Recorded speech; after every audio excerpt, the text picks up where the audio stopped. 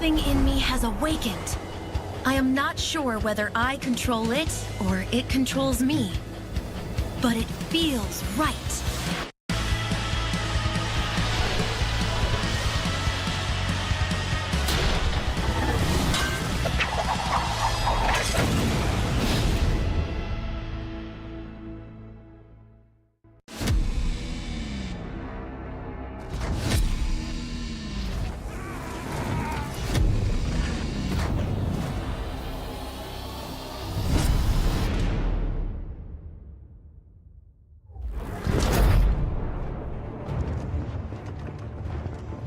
For years, we brought justice to our city.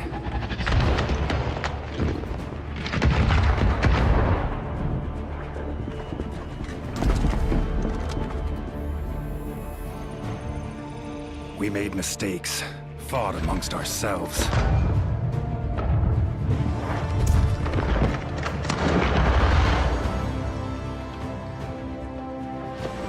Many of us fell along the way.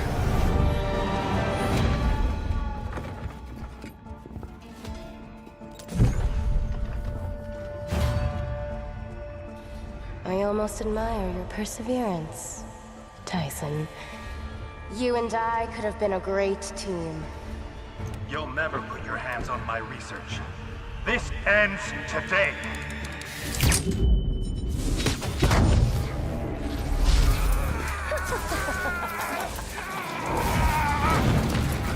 You need to fight back! Sonya is controlling you! No, old friend. She freed me.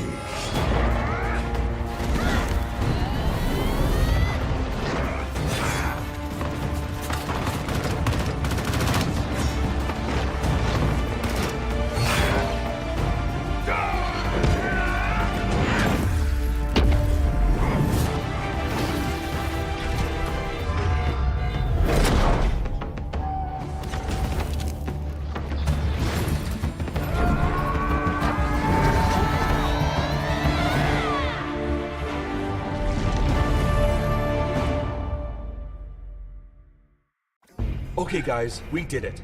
Now it's time to break into the Tossium generator room. Tossium, huh? The powerful and unstable energy we need. I must say, seems like a trap. Not just seems. Definitely is. And we're going in like this? Of course. We need energy. And I'm not in the mood to recharge in an outlet.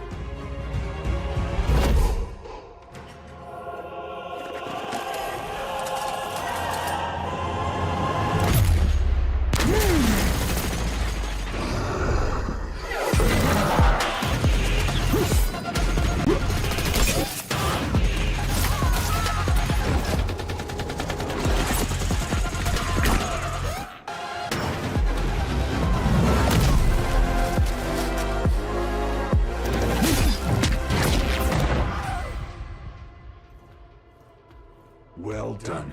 Was easier than we thought.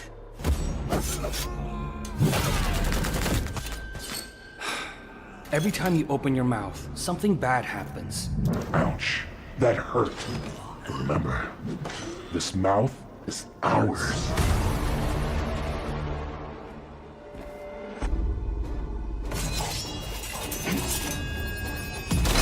Do you know who the cowboy is? Not a clue. In any case, we agree that he deserves our best treatment, right?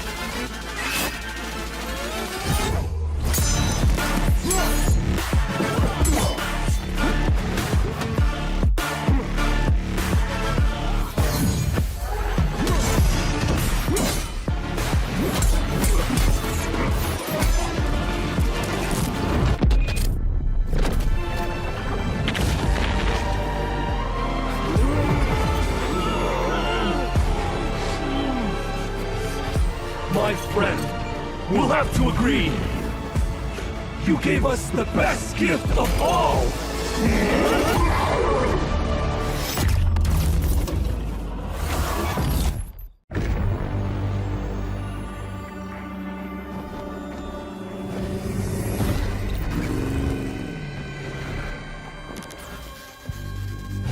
scent of uncertainty in the air. I love it! Let's go! We relish making decisions. We delight in making our opinions count! And now that I'm in control, this game is in our hands.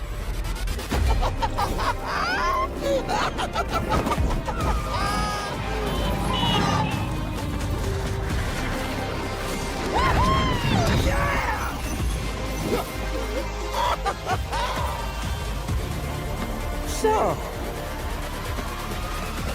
it's your call.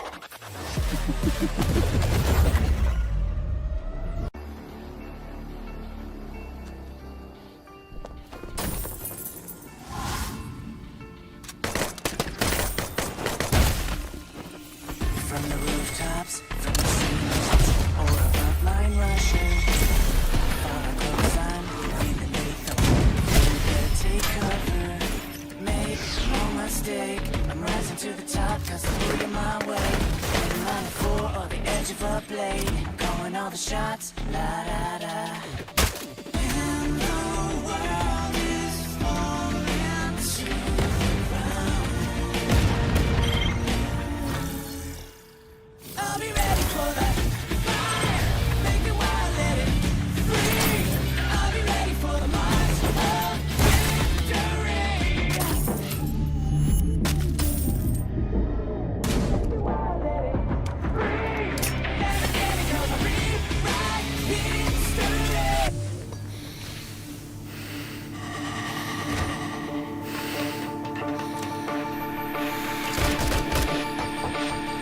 I'll be ready for the fire. Make it wild, let it free. I'll be ready for the march of victory. I'll be ready for the fire. Make it wild, let it free. Never get me, 'cause I'll rewrite history. I'll be ready for the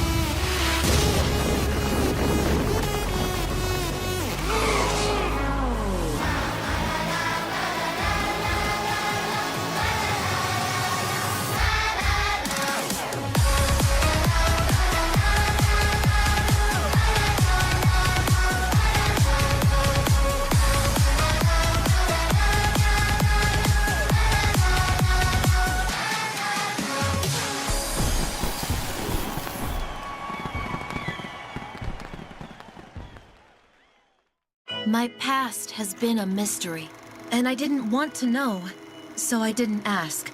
I have always had a happy life with my mom and stepdad.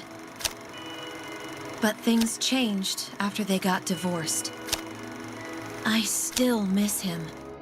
I don't remember how it all started, why I first ran, or what kept me going. But I remembered the wind blowing in my face, the adrenaline rushing through my veins, and everything just got better.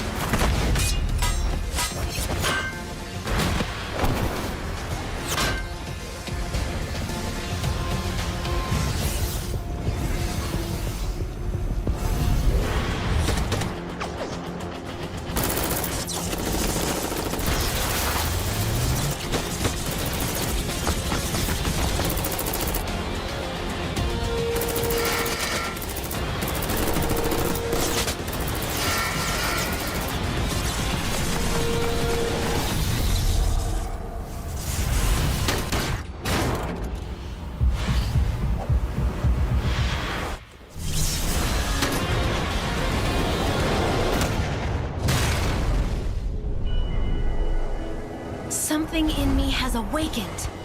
I am not sure whether I control it or it controls me, but it feels right.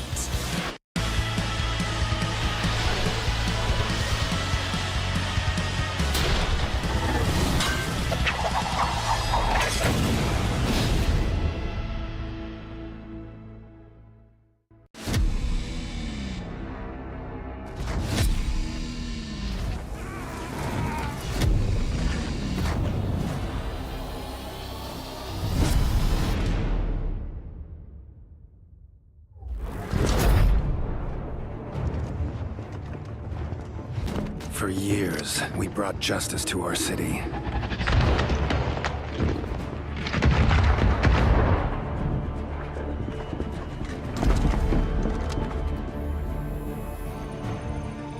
We made mistakes, fought amongst ourselves.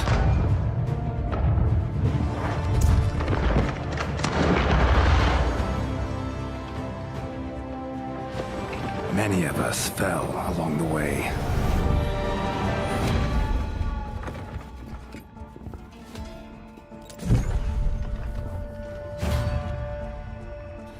I almost admire your perseverance, Tyson. You and I could have been a great team. You'll never put your hands on my research. This ends today. You need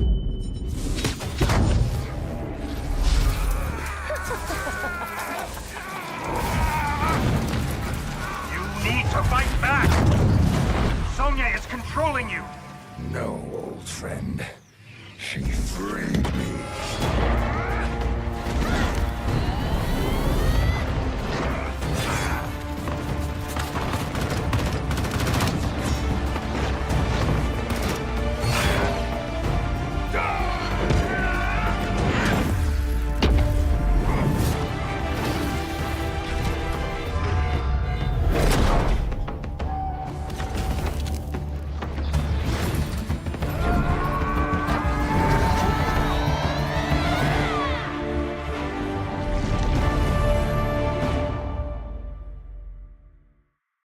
Okay guys, we did it.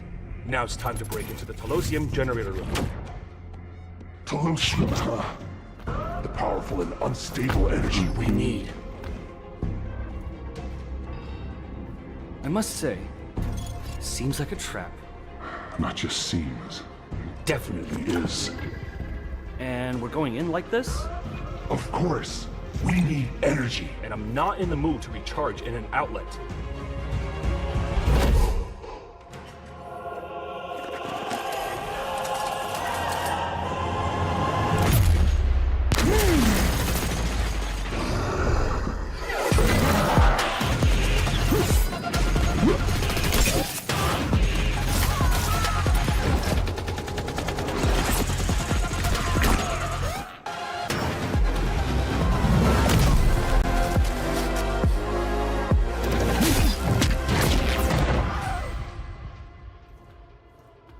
Well done. Was easier than we thought.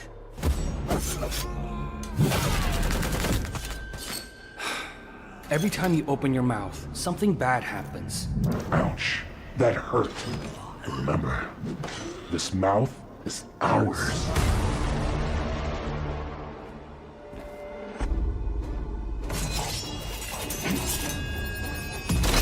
Do you know who the cowboy is? Not a clue. In any case, we agree that he deserves our best treatment, right?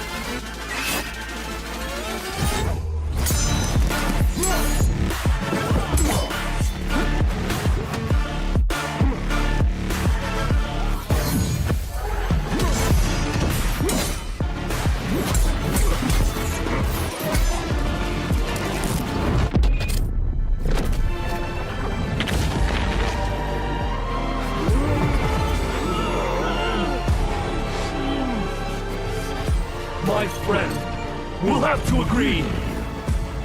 You gave us the best gift of all!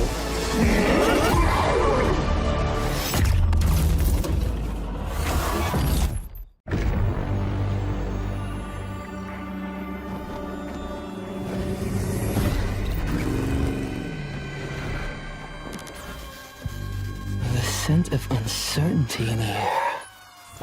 I love it! Let's go! We relish making decisions.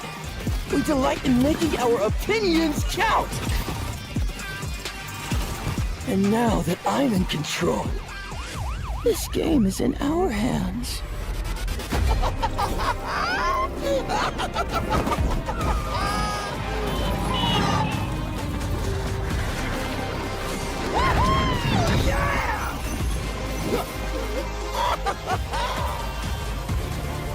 So, it's your call.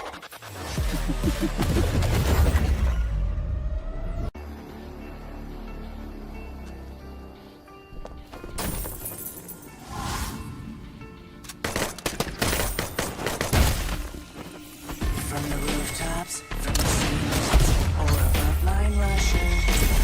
Far close, I'm feeling lethal. You better take cover. Make no mistake, I'm rising to the top, cause I'm moving my way. I'm lining for the edge of a blade. I'm calling all the shots, la da da. And the world is falling to the ground. I'll be ready for the fire. Make it wild, let it free. I'll be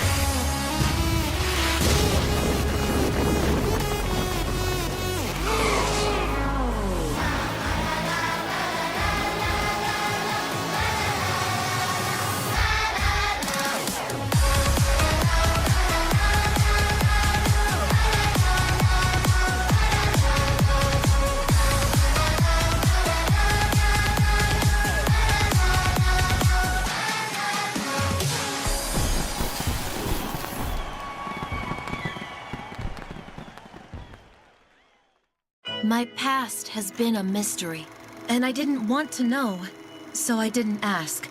I have always had a happy life with my mom and stepdad. But things changed after they got divorced. I still miss him.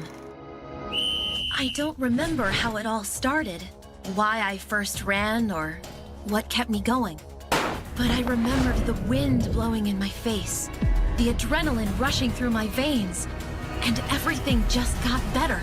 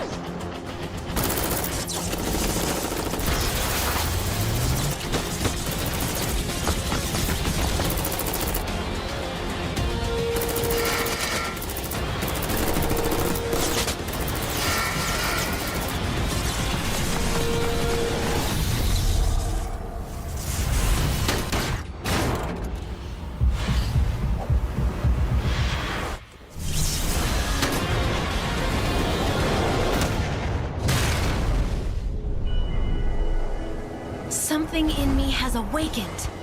I am not sure whether I control it or it controls me, but it feels right.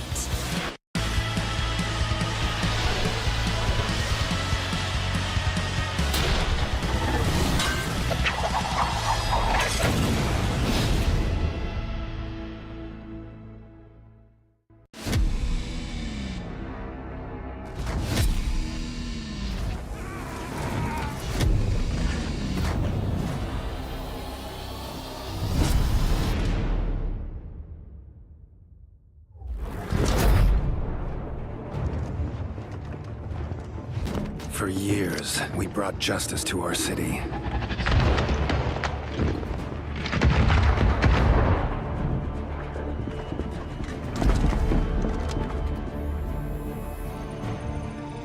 We made mistakes, fought amongst ourselves.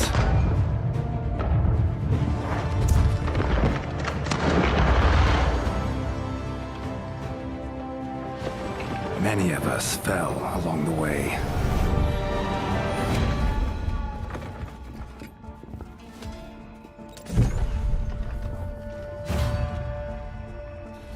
I almost admire your perseverance, Tyson. You and I could have been a great team. You'll never put your hands on my research. This ends today.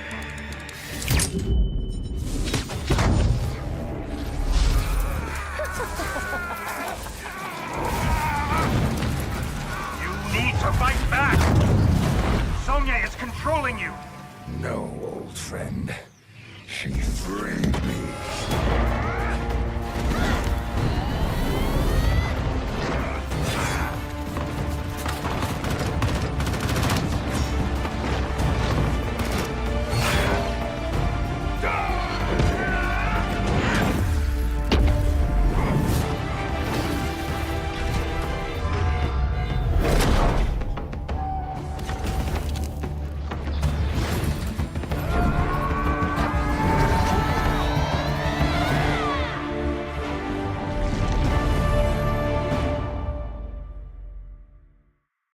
Okay guys, we did it. Now it's time to break into the Tossium generator room. Tossium, huh? The powerful and unstable energy we need. I must say, seems like a trap. Not just seems, definitely is. And we're going in like this? Of course, we need energy. And I'm not in the mood to recharge in an outlet.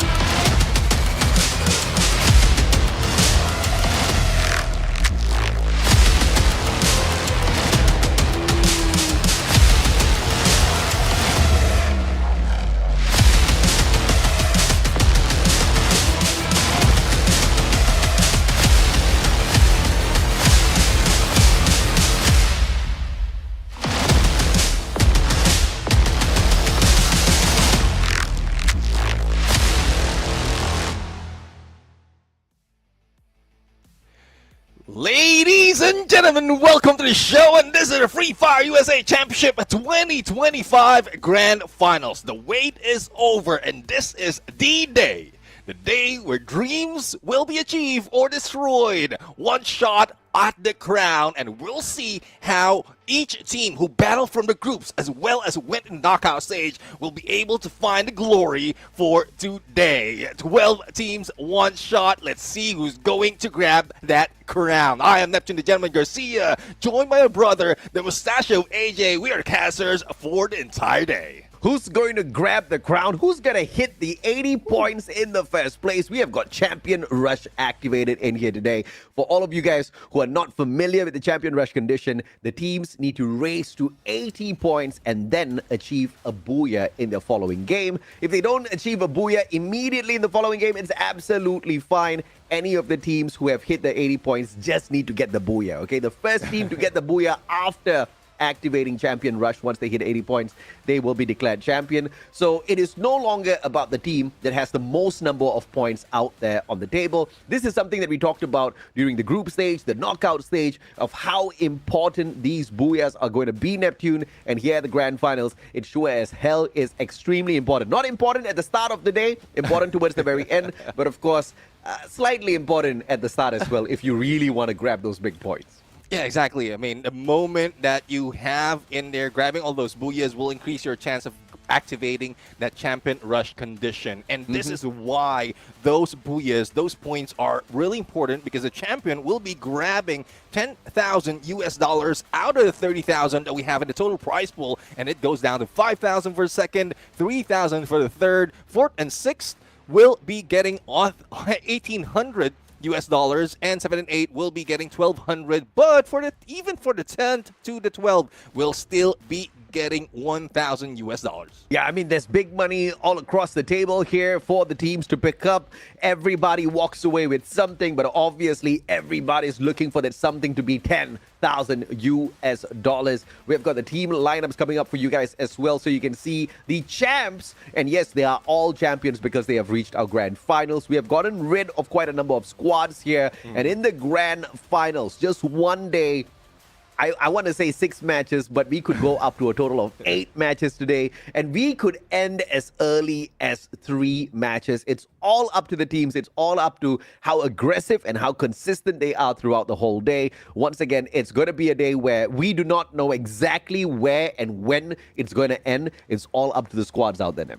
Yeah, definitely. I mean, for those who are not familiar with Champion Rush, you might not love it right now, but once you see it happen, similar to us, when we have been introduced to Champion Rush, we didn't really like it that much, but the moment, the potential of grabbing a Booyah in less than 5 games or even more than 6 games, like, it's just something else. The element of surprise, the chance that the underdogs will be able to do it, even if they are the ones late in activating the Champion Rush condition, they can still be the champions. Yeah, absolutely. I mean, we do have a little bit of an example in the Southeast Asian League that we concluded recently, where one of the underdogs from Indonesia managed to become the champions of Southeast Asia, right? And could one of these teams be the champions of FFUSC 2025 here today? We've got T-Rex Gaming, Motion Gang, CDG, Team Fighter, 5 Stars, RNKTC, Smoke, Abandonados, Rosario Central, TF Esports, Tonio, CLG.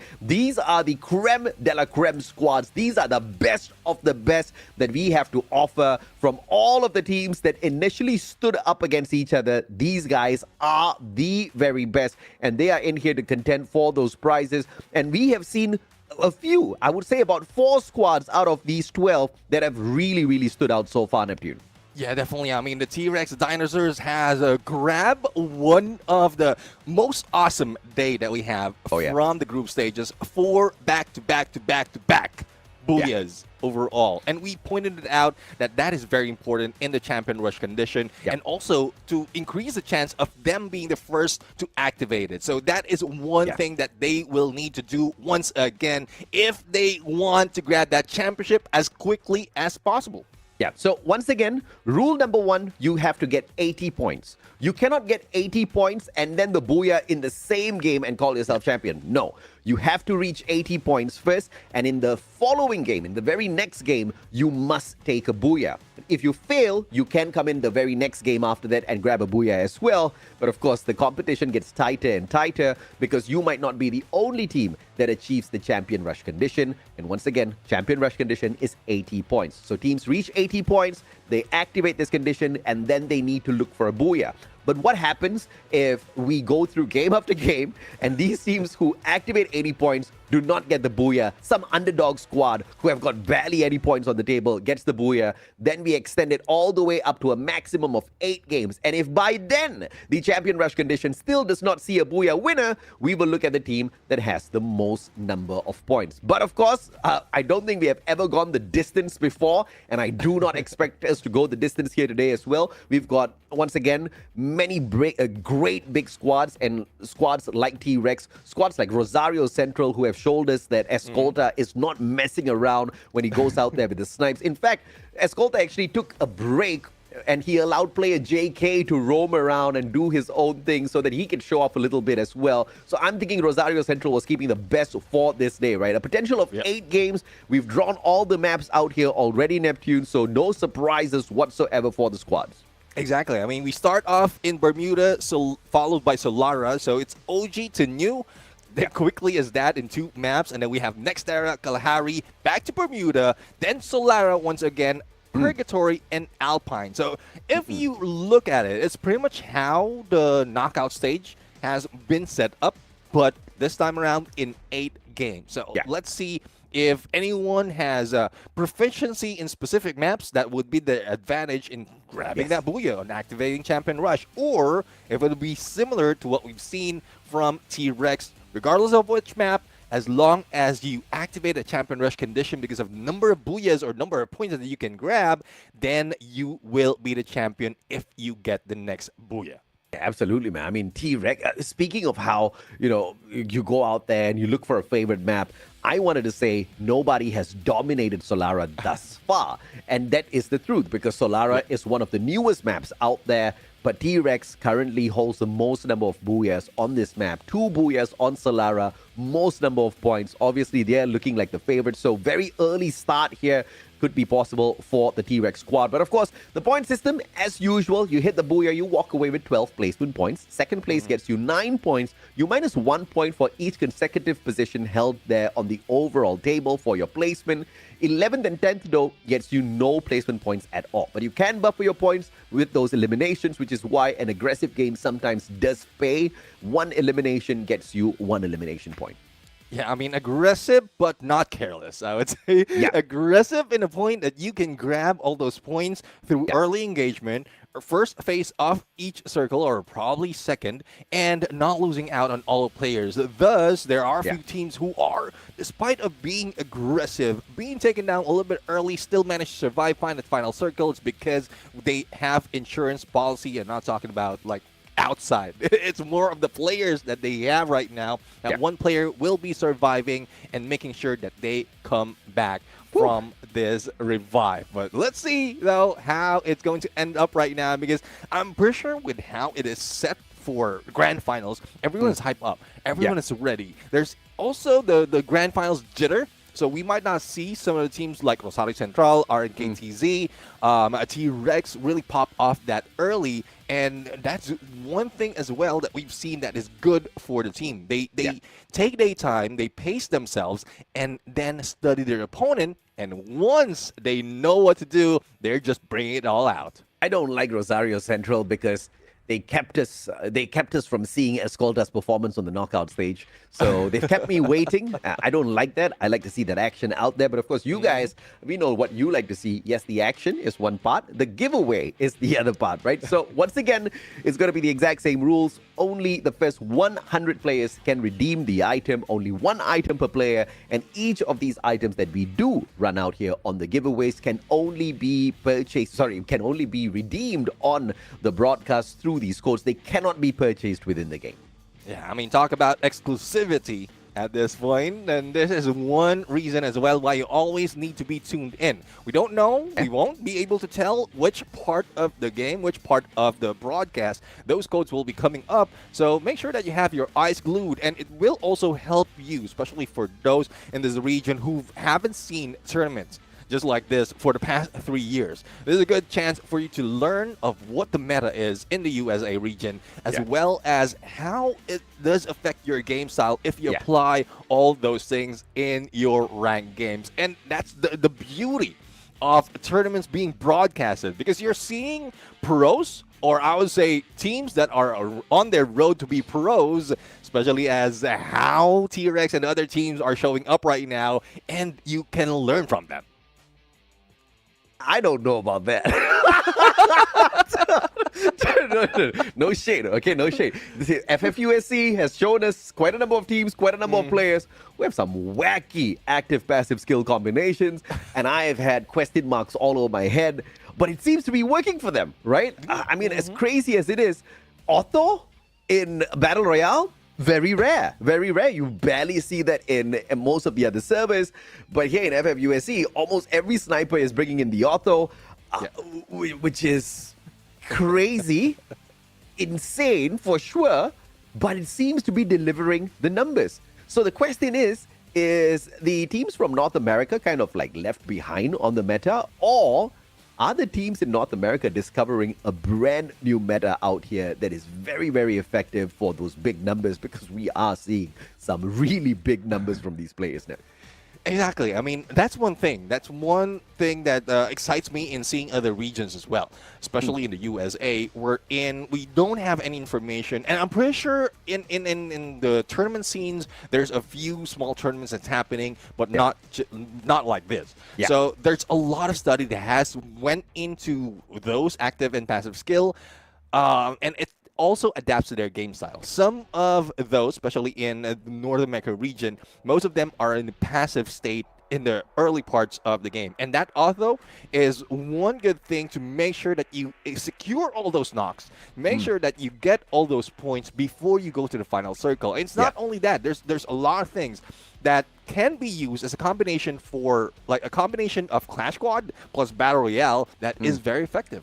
Yeah, absolutely. And so the active passive skills, the deep dive into it is just not going to do anyone justice for now. We need to look out there and see whether or not the teams have made those micro adjustments, because I think from the group stage into the knockout stage, we've seen a little bit of difference, right? Some of the teams have gone towards what would be considered in meta right now with their active passive skills combination. I don't know whether they were just purely experimenting in the first week, but we also do acknowledge that when we started out our knockout stage, we had a patch update. Right, so there were some changes. Poor Tatsuya, everybody loves Tatsuya. At one point of time, everybody only used Tatsuya before we brought in the unique active skills rule, where we kind of limited the active skills that are used out there in each squad. We made sure that each player was bringing in one active skill. You're not allowed to spam those active skills anymore, but still we saw quite a number of Tatsuyas out there. But now the guy only has got one charge, right? But there is a way to kind of like refresh that charge of the Rebel Rush. All you need to do is very simple. Get a knock. Every knock refreshes a Rebel Rush. You can go crazy, but the question is, who's capable of rushing in, getting a knock, rushing away, getting a knock, and just rinsing and repeating that? You got to play on the meta, man. You got to play the M590. You got to you got to play the AWM CQC, no scope someone. I don't know. They pull up some sort of miracle. I would love to see a sniper on the Tatsuya. I've never seen that before. I mean, it probably is not a weapon of choice. It's more of the shotguns. Like, if a Trogon, I think there's a few players that has been using a Trogon that much, even a Mag 7. If that is a condition, if the Tatsuya is one thing that you want to use, you will be using those shotguns. If you're good in accuracy, then go ahead, M590. If you're good on spamming those shots and making sure damage is dealt, yes, use Trogon, use the Mag 7, or even SMGs. I mean, the damage MP40. from Damn, MP40, it's like a truck compared to how it is when MP5 has been, or before, or after MP5 has been nerfed. Yeah, dirty one, Garina, dirty one. Nobody told me about that nerf, man. I was so happy when MP5 was just broken on the patch update, and then they noticed it pretty quickly. I think it wasn't intentional. We lost the MP5 pretty quickly there. But the MP40 has been a very good replacement. I don't like it though. Very small mag size, which means if you go in there with the Tatsuya, you rebel rush in. Such a low mag count. But of course, this is where the mechanical skills comes into play. If or not you're running a secondary gun on you, be it a double SMG or an SMG alongside a shotgun. But of course, I think we have got something special for you guys. We do apologize for the little bit of wait, and in compensation for that, there you go. The first quote of the day in 3, 2, 1. Take your screenshots, and not one, but two. Holy mama! Yeah, definitely. I mean, the shirt as well as that sight is good in the sight, I would say. No pun, or pun intended. But again, this is exclusive items that you will only get in this broadcast, and make sure that you grab it as quickly as possible, because I'm seeing a lot already in the chat and on YouTube, and they're waiting for codes, and you might miss out, like, even while I'm talking right now. I think if you waited for Nephew to finish his sentence, you already missed out. But don't take my word for it. Try, all right? Try. For all you know, some of your friends are still like, the games will start a little late. We'll join in a little bit later, losers. So they're going to miss out, all right? You guys get to claim it first. Let us know if or not you fancy the skin. I know sure as hell I fancy those sides. In Clash Squad, man, the first thing I do all the time in that first round, I'm rushing straight to that crate, all right? That airdrop is what I want. That sight is what I want. My aim is always to get a melee knock in the first game. I usually get knocked first.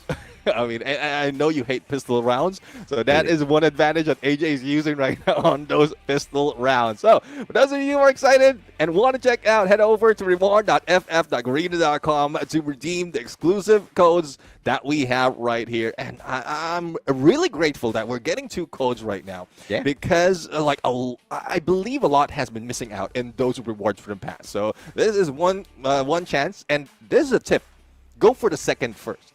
Because most of the time, people are typing into one of the first. That's true, man. I mean, we're just helping you guys get your items, all right? Some of y'all have been complaining, like, hey, you know what? By the time I key it in, it's not here. It's a scam. It's not a scam. It's only available for the first 100 redemptions. If you're not part of the 100, then obviously you're going to get an error there. So, yeah, take Neptune's tip. I think it's fantastic. I would have gone for the second item myself. It's always the scythe, man. I've got a ton of other clothes in the game that I'll definitely opt for. So the scythe, I'm not going to walk away from that. And you're right, man. Melee rounds, just not my friend. Sorry, pistol rounds, not my friend. I turned it into a melee round. Definitely. And also, we are not just available here on broadcast. We also have a watch party that is happening in Dallas, Texas. And it is happening at Fault. Yeah. I mean, I'm not saying that it's wrong, but the name of the place is called At Fault. And by the way, if you are in Dallas, Texas, there is a watch party happening at the restaurant called At Fault. Okay, it's not your fault. It's not my fault, Neptune. It's At Fault. All right, get on over there. We have got lots of fun activities lined up for you guys, alongside some prizes and gifts that you can walk away with. So it's not just these in-game items. All right. So if you get, I'm not going to tell you exactly what you can get. If you get there, you got to get there and find out. But what's for sure is, I think everybody's waiting to see who's at fault if y'all don't show up, all right? So make sure it's not you. Yeah, and big shout out to Vince Chang, if I'm not mistaken. He's also there in a watch party. So, for everyone who's there, not just Vince, but everyone who's there enjoying a good day or a good afternoon of Free Fire, this is something else, AJ. I mean, having a broadcast is one thing already. A watch party that is happening where you get to meet up with friends in real life and see how the reaction is. That's something that we live for, we wait for. And in most cases, every time there's an event of broadcast happening. Absolutely, man. I think I don't know what I would give to be at one of these watch parties, but I think they're really fun. You're absolutely right. Yes, we could tune into the broadcast because it's online from home, but to go to a location, watch the broadcast along with some of our friends, the energy is just so different, right? Oh, yeah. And it's at a restaurant, man. You kick back, a few drinks right in front of you, some snacks, get some goodies, some freebies, walk away a happy kid. You've got a few extra friends to play some Clash Squad with. I'm not going to complain. In fact, I'm going to be looking forward to the very next one. But you guys don't have to look forward to the next one. You can look forward to the one right here, right now. Once again, Dallas, Texas, a restaurant called At Fault. All right, so punch that in, get over there. You've got some time. We might drag this all the way up until game number 8. Once again, we start things off at Bermuda. And we are on champion rush condition. If you guys need a refresher, I'll give it to you right here, right now. Teams need to reach 80 points to activate something called the champion rush condition. After activating 80 points, they need a booyah. If they do not secure a booyah, they will have to continue to play more and more games until they find that booyah. No teams can be crowned the champion without that booyah, unless nobody hits that condition until game number 8. And even at the end of game number 8, we still don't have anyone getting that booyah after they cross 80 points. Then we will tally up, and the team with the most number of points gets crowned the champion. So that's why this could be a potential super long day. You've got some time to get to At Fault. Yeah, definitely. I mean, drive, commute, whatever. I'm pretty sure you have plenty of time. You can take a bus. You'll still get there before the broadcast ends. But the one thing, though, one thing that can increase the odds of it ending early is teams grabbing like multiple booyahs from the early parts and then just went all dark. Go dark towards the final match wherein they just need to grab the booyah. And Yeah. don't hate the team for that. Don't hate them for going in for a camping or tactical passiveness, I would say. It's because the only condition or the only thing that we need to do is grab the Booyah regardless of how much elimination they have put in. Yeah, I mean, so certain teams have shown us that they've got the capability to pull away multiple Booyahs in one day, right? Mainly 3 teams. T-Rex Gaming, stupidly ridiculous run. 4 games in a day, and every single game they scored a Booyah. It was a massive day for them. 147 points. If they can pull off something like that today, and that was 4 games, 147 points. If my math is doing me any justice, by the 3rd game, if they do the same today, they should be able to activate the Champion Rush condition already. You know, we've also got Motion Gang in here, as well as RNKTZ. They definitely are the teams who will be able to pull off such a thing as well. The question is, who is going to be the team that's in shape? Who's going to be the team that's in form to hit that consistency, to hit those big numbers from the get-go as we kick things off here at Bermuda shortly, Neptune? Yeah, I mean, as we are going to look into the green grass of home for Free Fire and survivors of all ages. This is the OG map. This is where everything has started, and this is where we're going to start it for today. I mean, quite curious of how the flight path is. Would it be fair? Would it be furious against the teams right here? Because I would love to see early engagement, and that is one way to deny some of the top dogs like T-Rex, like RNKTZ, Rosario Central, to get all those points in the early part so that there's more chances for the underdogs to get that championship. Absolutely. And of course, it's all about the drop spots as well. Day 1, when we open up the group stage, for some weird reason, the teams in FFUSC, all of them just like to hold out and watch the rest of their rest of their opponents and see exactly where they drop. But unfortunately, everybody had the exact same thought. So we had a majority of the teams kind of hopping out towards the very edge of the circle. That led to many early skirmishes and, you know, massive number of points for sure. But we saw too many teams get eliminated way too early, right? But of course, over time, through the knockout stage as well, they have kind of found their comfort spots. You're still going to see some hot drops here as well, because we haven't really had knockout stage, and they're continuing that. Well, Brian is stalking a player there on the side of Team Fighters. Team Fighters, not the strongest squad based on the knockout stage, but you never know exactly who was holding back, right? Team Fighters could have just been kind of playing it fake. In fact, they could have just been playing it lazy, confident that they can qualify, not really wanting to go all out, because that's what matters. As long as you are in the top 12, you'll get to the grand finals. And I guess they weren't really fussing over that too much. But today, you never know what kind of form these teams are coming up in here with. Perhaps they are all pumped up and very capable, looking for the jugular. But of course, hopefully they find whatever they're looking for soon, because in a little bit, TF Esports about to join a little bit of this competition between Abandonados and Team Fighters. Yeah, exactly. I mean, the Binoculars has been used, spotted one of the players, make that 2 players already on the other side, and Abandonados will be also will be in the mix as well. Vanshu will not be vanishing that easily. And Lali Garu, the aggressive player from Abandonados, always steps out from the group just to make sure he get all those information. And if he can get those elimination as well, that would be good on him. But I think he has a little bit of pressure coming from Team Fighters at this point. 2 players going against him, but Team Fighters not really that aggressive. They don't want to risk the chance to get in the final circle. Shout out to Truth670 on the YouTube chat, asking myself as well as Neptune, who do we have our money on in terms of winning FFUSC? Yeah, you can wait until the end of the broadcast for that one, brother. we are not much into those kind of predictions, especially on a league like FFUSC, because, you guys are insane, man. There's game after game, day after day, the dominators keep changing. But Rosario Central, one of the potential dominators, looking for the grenade to Zenitsu's head, missing a couple of those, but here comes Into with the rush, has got the katana in hand, pulls out the time turner, and what a mag 7 to the head. Zenitsu down on the ground, and very early on, Rosario Central showing who's boss. Plasma Gun has nothing on the guy who pulled out that Time Turner plus a Max 7. It is tough. The timing was pristine, and this is what we want to see from Rosario Central. But we'll have to find out, though, if we're going to get a glimpse of Escolta, because he's not in the mix right now, but Motion Gang will be feeling it, but Irvin will also receive a little bit of damage. Time Turner being pulled out, as well as some glue walls to make sure that Rosario Central will not be taken out that easily. How many time turners do these guys have, man? 2 time turners in a row. Those active skill cards coming in very handy.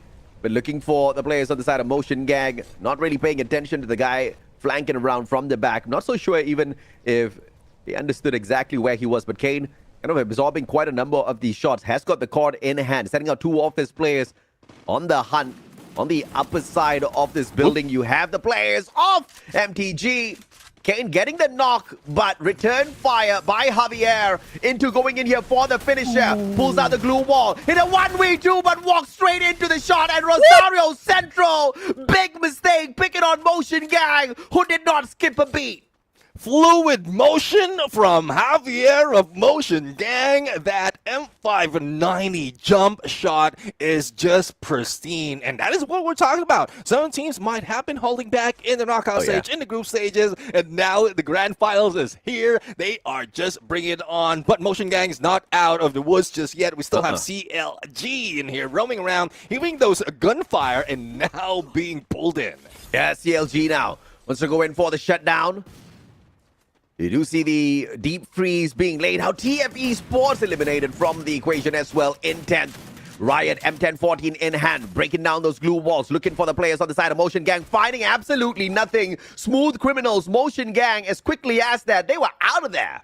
Oh, definitely. I mean, they don't want to go in messing out on this fight. So there's one thing. A lot of teams already is being eliminated from this game. Early parts of this match. A lot of engagement happening as well. But Smoke, with the first 2 eliminations that they have, pick up on Almir and could have finished off Abandonados right now. But I think with only Brian remaining at this point, they just have to hustle. A Mag 7 from Crazy, but the glue wall saves him. But MP40 will fire back, and that's what I'm talking about with this SMG, but M59 is still greater. Damn, man, that's exactly what we were talking about. The MP40, great gun, great damage, not enough bullets, my friend. The M590, on the other hand, low in bullets as well, but it doesn't take as many shots, as many bullets to put down your opponent. 1 shot, 1 knock for sure. Man had no backup, so that 1 knock turned into the elimination. TFE Sports taken out right after as well in the 8th spot. What a freaking fast game we've got here at Bermuda Neptune. Oh, definitely. I mean, this is one thing that we expect from the previous days because how familiar everyone is, but this is where everything is at stake. If you want to grab the champion rush condition pretty early, you will be getting those elimination. Not really confirming. I would say one tip that the teams need, or one thing that the teams need to keep an eye on, is not eliminate the entire squad, but Talent right now trying to do so for Motion Gang. Oh yeah, absolutely. Now Motion Gang and a lot of pressure. First it was CLG, now it is CDG. Either way, it is GG for Javier as he goes down as well. 8 teams out of the equation. Motion Gang, not one of them. Fitadori back in here alongside Asta. Question is, can they survive long enough to bring back the rest of the team members as they are split out on the battlefield? Thankfully, it's just circle number 2. The blue circle's not going to hurt too much, so survivability is there. But Hockey is looking for another point. It looks like we are about to say hasta la vista to Asta. Let's see now if Asa can survive. We know the clutch potential coming from this guy, but I think the drop was a little bit too far. That's one thing that they didn't spot Asta. Another thing is they want to gatekeep him as he gets into next phase of the circle. A lot of teams are still on that run, going in next phase of that circle, but not CDG, not CLG, even T-Rex has stepped in. And that's one reason as well why these teams has been rocking it with those elimination. They know how to time each travel, and they know how to get those elimination because of the gatekeeping that they're doing. Oh yeah, absolutely. And 5 stars, they did show up quite a little bit on week 2. Managing to grab a total of 2 booyahs, 99 points in hand. But of course, the question is, can they pull that off today as well, Ryan? Kind of playing with fire here. And Charlie making a big mistake. Talent spray down to the ground. Mouse 7 once more blood though. Hockey pushing on forth on behalf of CDG. CDG versus CLG. Ryan and Drakusita backing away. Good glue wall to back themselves up, but a double shot. Glue wall blocking him. And Ryan, lucky enough, there was a container in his way. Gets away in the nick of time. Also had the Superman in hand. So he tops his health right back up. They're right back in it in a 2v2. But of course, CDG has got a little bit of extra backup. Glue wall melters being laid out first. Smart play coming through from the players of CDG. Yes, LG right now feeling that wrath of that plasma gun. And as easy as that, CDG will take down CLG. One letter in difference, but the points is so much. Oh man, 7 eliminations already for CDG. And like we said, right, this is exactly why we are not going to make any sort of predictions here for FFUSC 2025, because these teams out of North America, they are freaking insane, man. Any game after game, you are going to see the dominators just switch around because you've got so much of potential across the board. Consistency is there as well, but when everyone is consistent, it's going to look like the lobby is inconsistent. Exactly. I mean, it would look like as if they are back to date number 1. And that is how it's looking at right now. Everyone is hyped. Everyone is on fire in this battle. Motion Gang started it off, but now they're in trouble. Even CLG and CDG, they know that there's so much risk in going in that early engagement before the next phase of circle comes in, but no, they just risk it, and CDG managed to win it. So let's see who else is going to go in for the risk, because I'm pretty sure Tonyo doesn't want to go all in. They tried earlier so much, only got 2, and even lost one of their players, but Javier will be lost from the hands of Tonyo. That plasma gun, I would say, in this region, that is the most annoying weapon that we've seen so far. Yeah, I mean, no doubt at all. Plasma gun has most definitely been very effective in the hands of the players here out of North America. But Motion Gang just doesn't seem to be able to catch a break. They've already brought in their squad, but once again losing a player. Just revival after revival. Speaking of revival, looks like T-Rex would have forced CDG to do the exact same thing here as well. Dropping a player. Mouse 7 down on the ground. Going for the second as well. Hockey, who went in for the save, gets knocked down by Bolakar. Bolakar now down on the ground. Darius on for the save. And back up its player JK. VSK in hand, but that gives time enough for CDG to play the recovery. And out of nowhere, Russo down on the ground as well. I'm damn sure there's an Iris in the hands of the players of CDG. And that's one thing. If you have Iris in there, you will be spotted despite of the glue walls that you put in, or more because of the glue walls that you put in, and that puts T-Rex in a disadvantage. Russo will need to recover that quickly. They lost Bolakarn already, and CDG is going in for the gatekeep, and this is what happened.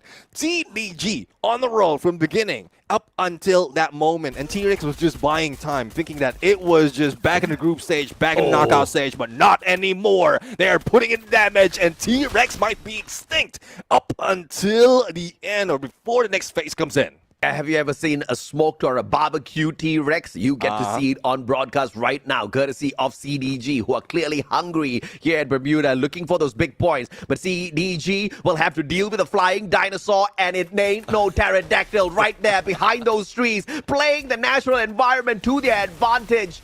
Crazy good plays, but right beside these players now, T-Rex will have to take the CQC. King with the M590, circling around, waiting for the backup as well. You see all of those players out there, but it's going to be the electrotherapy. A124 has been activated, which means CDG has to slow their pace down up against the players of T-Rex, but that does not stop the prowling monsters at all. CDG flattens the dinosaurs, and Motion Gang's next. Oh, hasta la vista. And only 2 remaining for Motion Gang. Even Smoke will be coming in, and they need to recover that quickly. Now, as shots onto them, the glue wall, only 1 glue will save them, and CDG is still alive. Cartel de Golfo is still in this fight. 4-man strong with 12 elimination, and this is what I'm talking about. A good chance that they can get a huge amount just in 1 game. Yeah, but now they're flirting with this blue circle here. Not a great Advantage at all for this squad, and Mouse 7 with the wrong movement with the jump pad gets sprayed down, and because they flirted too close to the blue circle, the other teams now starting to take advantage. Smoking out the players of CDG. Massive numbers in terms of elimination, but that is going to come to an end right there and then. The squad has not been eliminated just yet, but the chances of CDG surviving the circle is extremely low. And now yes, 5 stars, 5-star play, but Araka gets wrecked halfway through as he tries to get into a safer spot, and Smoke has to deal with 5 stars and their pressure. Yeah, well, when there's fire, when there's smoke, there's fire, and we can see the fire coming from Smoke right now. But CDG will be taken out on 5th, just following T-Rex at that point. But compared to T-Rex, they have plenty of points on the bag. Smoke right now going for the rush on that split against 5 stars, and 5 stars is just waiting. Kenny right now with his Drogon. Almir trying to run away, but only half HP has been dealt with, and John B will be down. The pick up from Kenny, and they're still alive. Crazy accidentally took himself out with his deep freeze. Unfortunate for him. And 5 stars going to take advantage of Smoke's mistake, spraying down their players one after the other, smoking Smoke themselves. And now it's all up to Tonio to stop the rampaging 5 stars. And fantastically done. Freestyle from afar. Knocks Zeus down onto the ground. It's a trade back and forth. Both players are going to get picked right back up. And it's a solid 4v4 now. Yeah, 4v4, but the flank is on for Tonio. Ivan will have a good chance to go in a shot, but his HP is not recovering, so he might be, I would say, the bait at this point. They do have that Rich as cover, but it would be a huge risk if he loses out on one player, as well as a blue coming in. So that plasma gun needs to be locked and loaded in a bit, but all those throwables will be used, and Lopez is going in for that heal just to make sure that they don't lose one player. Yeah, absolutely, man. I mean, Lopez is just way too far away from the rest of his team members. And Zeus, out of nowhere, AWM to the head. Freestyle could not freestyle his way all the way to the center of the circle. 5 stars with a high ground advantage, looking for more. John B, Drogon in hand, but M590 in the hands of Lopez. He has to play this well, calls for backup, and meets a glue wall instead. Great play from Lopez overall. Tonio out in the open, goes in for the spray down, but John B gets him with a Drogon. And 5 stars still with the numbers advantage in a 3v1. Make that a 3v-none for 5 stars as they hit the first booyah of the day. Full squad finish from 5 stars overall, and when we thought that they have been demoted to 3, even 1, they are coming back hot. They might not have shown up a little bit early, but this is the name of the game. Survivability overall is what FBS is bringing, and they are bringing it hot. Yeah, absolutely, man. I mean, once again, the plasma gun plays were a little fantastic, but I have to say that not just for one squad, throughout the whole FFUSC run that we've had thus far, the plasma gun has definitely been a star, but you can't really run away from the meta gameplays all that too much, Neptune. You got to focus on those M590s, you got to focus on the MP40s, the AWMs need to be, flicked out as well. But this is, I guess, not really a place where those snipers could shine a lot, right? We did see a lot of attempts from the snipers of these squads, but they just had just too many of those open areas which they had to deal with. And those snipers, although they did manage to get a knock, were finding that trade come back through very, very quickly to take them out as well. Exactly. I mean, there's a lot of risk as well as putting in the snipers, especially when everyone is getting too close that fast. So if in case they kept that distance, yes, like 2 sniper on a squad, they will take advantage of that, and then the 2 will be finishing it off. But again, the risk in there is some third party might be coming in. We've seen that happen earlier. And for T-Rex, this is where Zeus just managed to start off those knocks, put T-Rex in a disadvantage that made them lost with not so much of points. Yeah, absolutely, man. And, teams like CDG, they have a heavy dependence on the plasma gun, like what King was using out there as well. And it's not a weak gun at all in these boys' hands, right? Because very, very effective. Long range, mid range, it seems to smack for sure. Exactly. I mean, it's just that we haven't seen movement that can get away from the sights of the plasma gun. If in case there will be a player or some team who moves quite differently, quite fast enough, then even the fire rate, even damage of the plasma gun will be denied. So let's see in a bit if that's something that will happen. But 5-star overall has brought in that fire. And who's going to get that MVP? None other than the sniper Zeus. 5 elimination, 4,101 on damage, 5 assists, and 7 headshot. That Iris that has brought in, what's it, the trouble, the problem to T-Rex. That is the key for them. Yeah, absolutely. And we saw T-Rex pulling up those glue walls, protecting themselves, but we still saw the knocks come through from Zeus. That's all because of this Iris. Not only do you get to penetrate through those glue walls, you also mark the players right behind those glue walls. So it's pretty easy, but of course you have to be really quick with those shots as well. And he walks in here with a really solid meta sniper build, right? You've got that Moko, you've got the Raphael, as well as the Maro. Long shots, especially if you get the knockdown, those guys are going to bleed out instantaneously. And that was one of the greatest pain in the backs of T-Rex Gaming. They just couldn't get away from the players of 5 stars, and Zeus was the main reason for that. Of course, we've got him being compared up to X-Talent here out of CDG. Similar number of eliminations on both sides, but damage-wise, Zeus was really just tagging up everyone out there now. Yeah, I think it's because of damage being dealt by the entirety of CDG. That is why it doesn't have that much. But finisher, that is what Talent has to offer, being a sniper of the team. But we'll have to find out in a bit as well into the team head-to-head on how much that had been put in. But as we look in 5-star against Tonyo, the first and second of that map, elimination, I would say it's a huge plus for FBS right now. Even the damage, I don't even revive, but we know exactly what Tonyo is aiming for. They want to get into the final circle. They want to make sure that they know how they can rotate against all this aggressive team and grab the booyah. So they came close, but no cigar. Close but no cigar indeed. Tonyo's a little bit too far away from comparing themselves to 5 stars. But of course, Tonyo's definitely not the team in the second spot. They may have gotten the second spot in terms of placement, but when we look at the game stats in a little bit, I'm very sure they're going to be overtaken by some of these other teams who were insane with their eliminations, right? I mean, we're not talking about Motion Gang this time around. Motion Gang got packed. T-Rex got packed. You know, some of these heavy hitters that we were expecting a lot from got sent back home to that lobby a little bit too early. But looking at the overall stats here, 55 eliminations in this game, and 18 of those came from 5 stars. Not a very heavy elimination match for sure. You don't see a lot of rescues out there as well, mainly because this is Bermuda, and a majority of those engagements happened out in the open, Neptune. Not a lot of cover to work with like Nextterra. Yeah, there's only a few engagements as well that I would say happened in the early parts, and in the mid to the final circle, that is risky as well if you bring back your teammates. But looking at the match standings right now, a massive 30 points from 5-star, and they're aiming for the stars at this point. They want to get that champion rush condition real quick. I mean, they sure as hell are going to get it quick if they continue on with this sort of a pacing, right?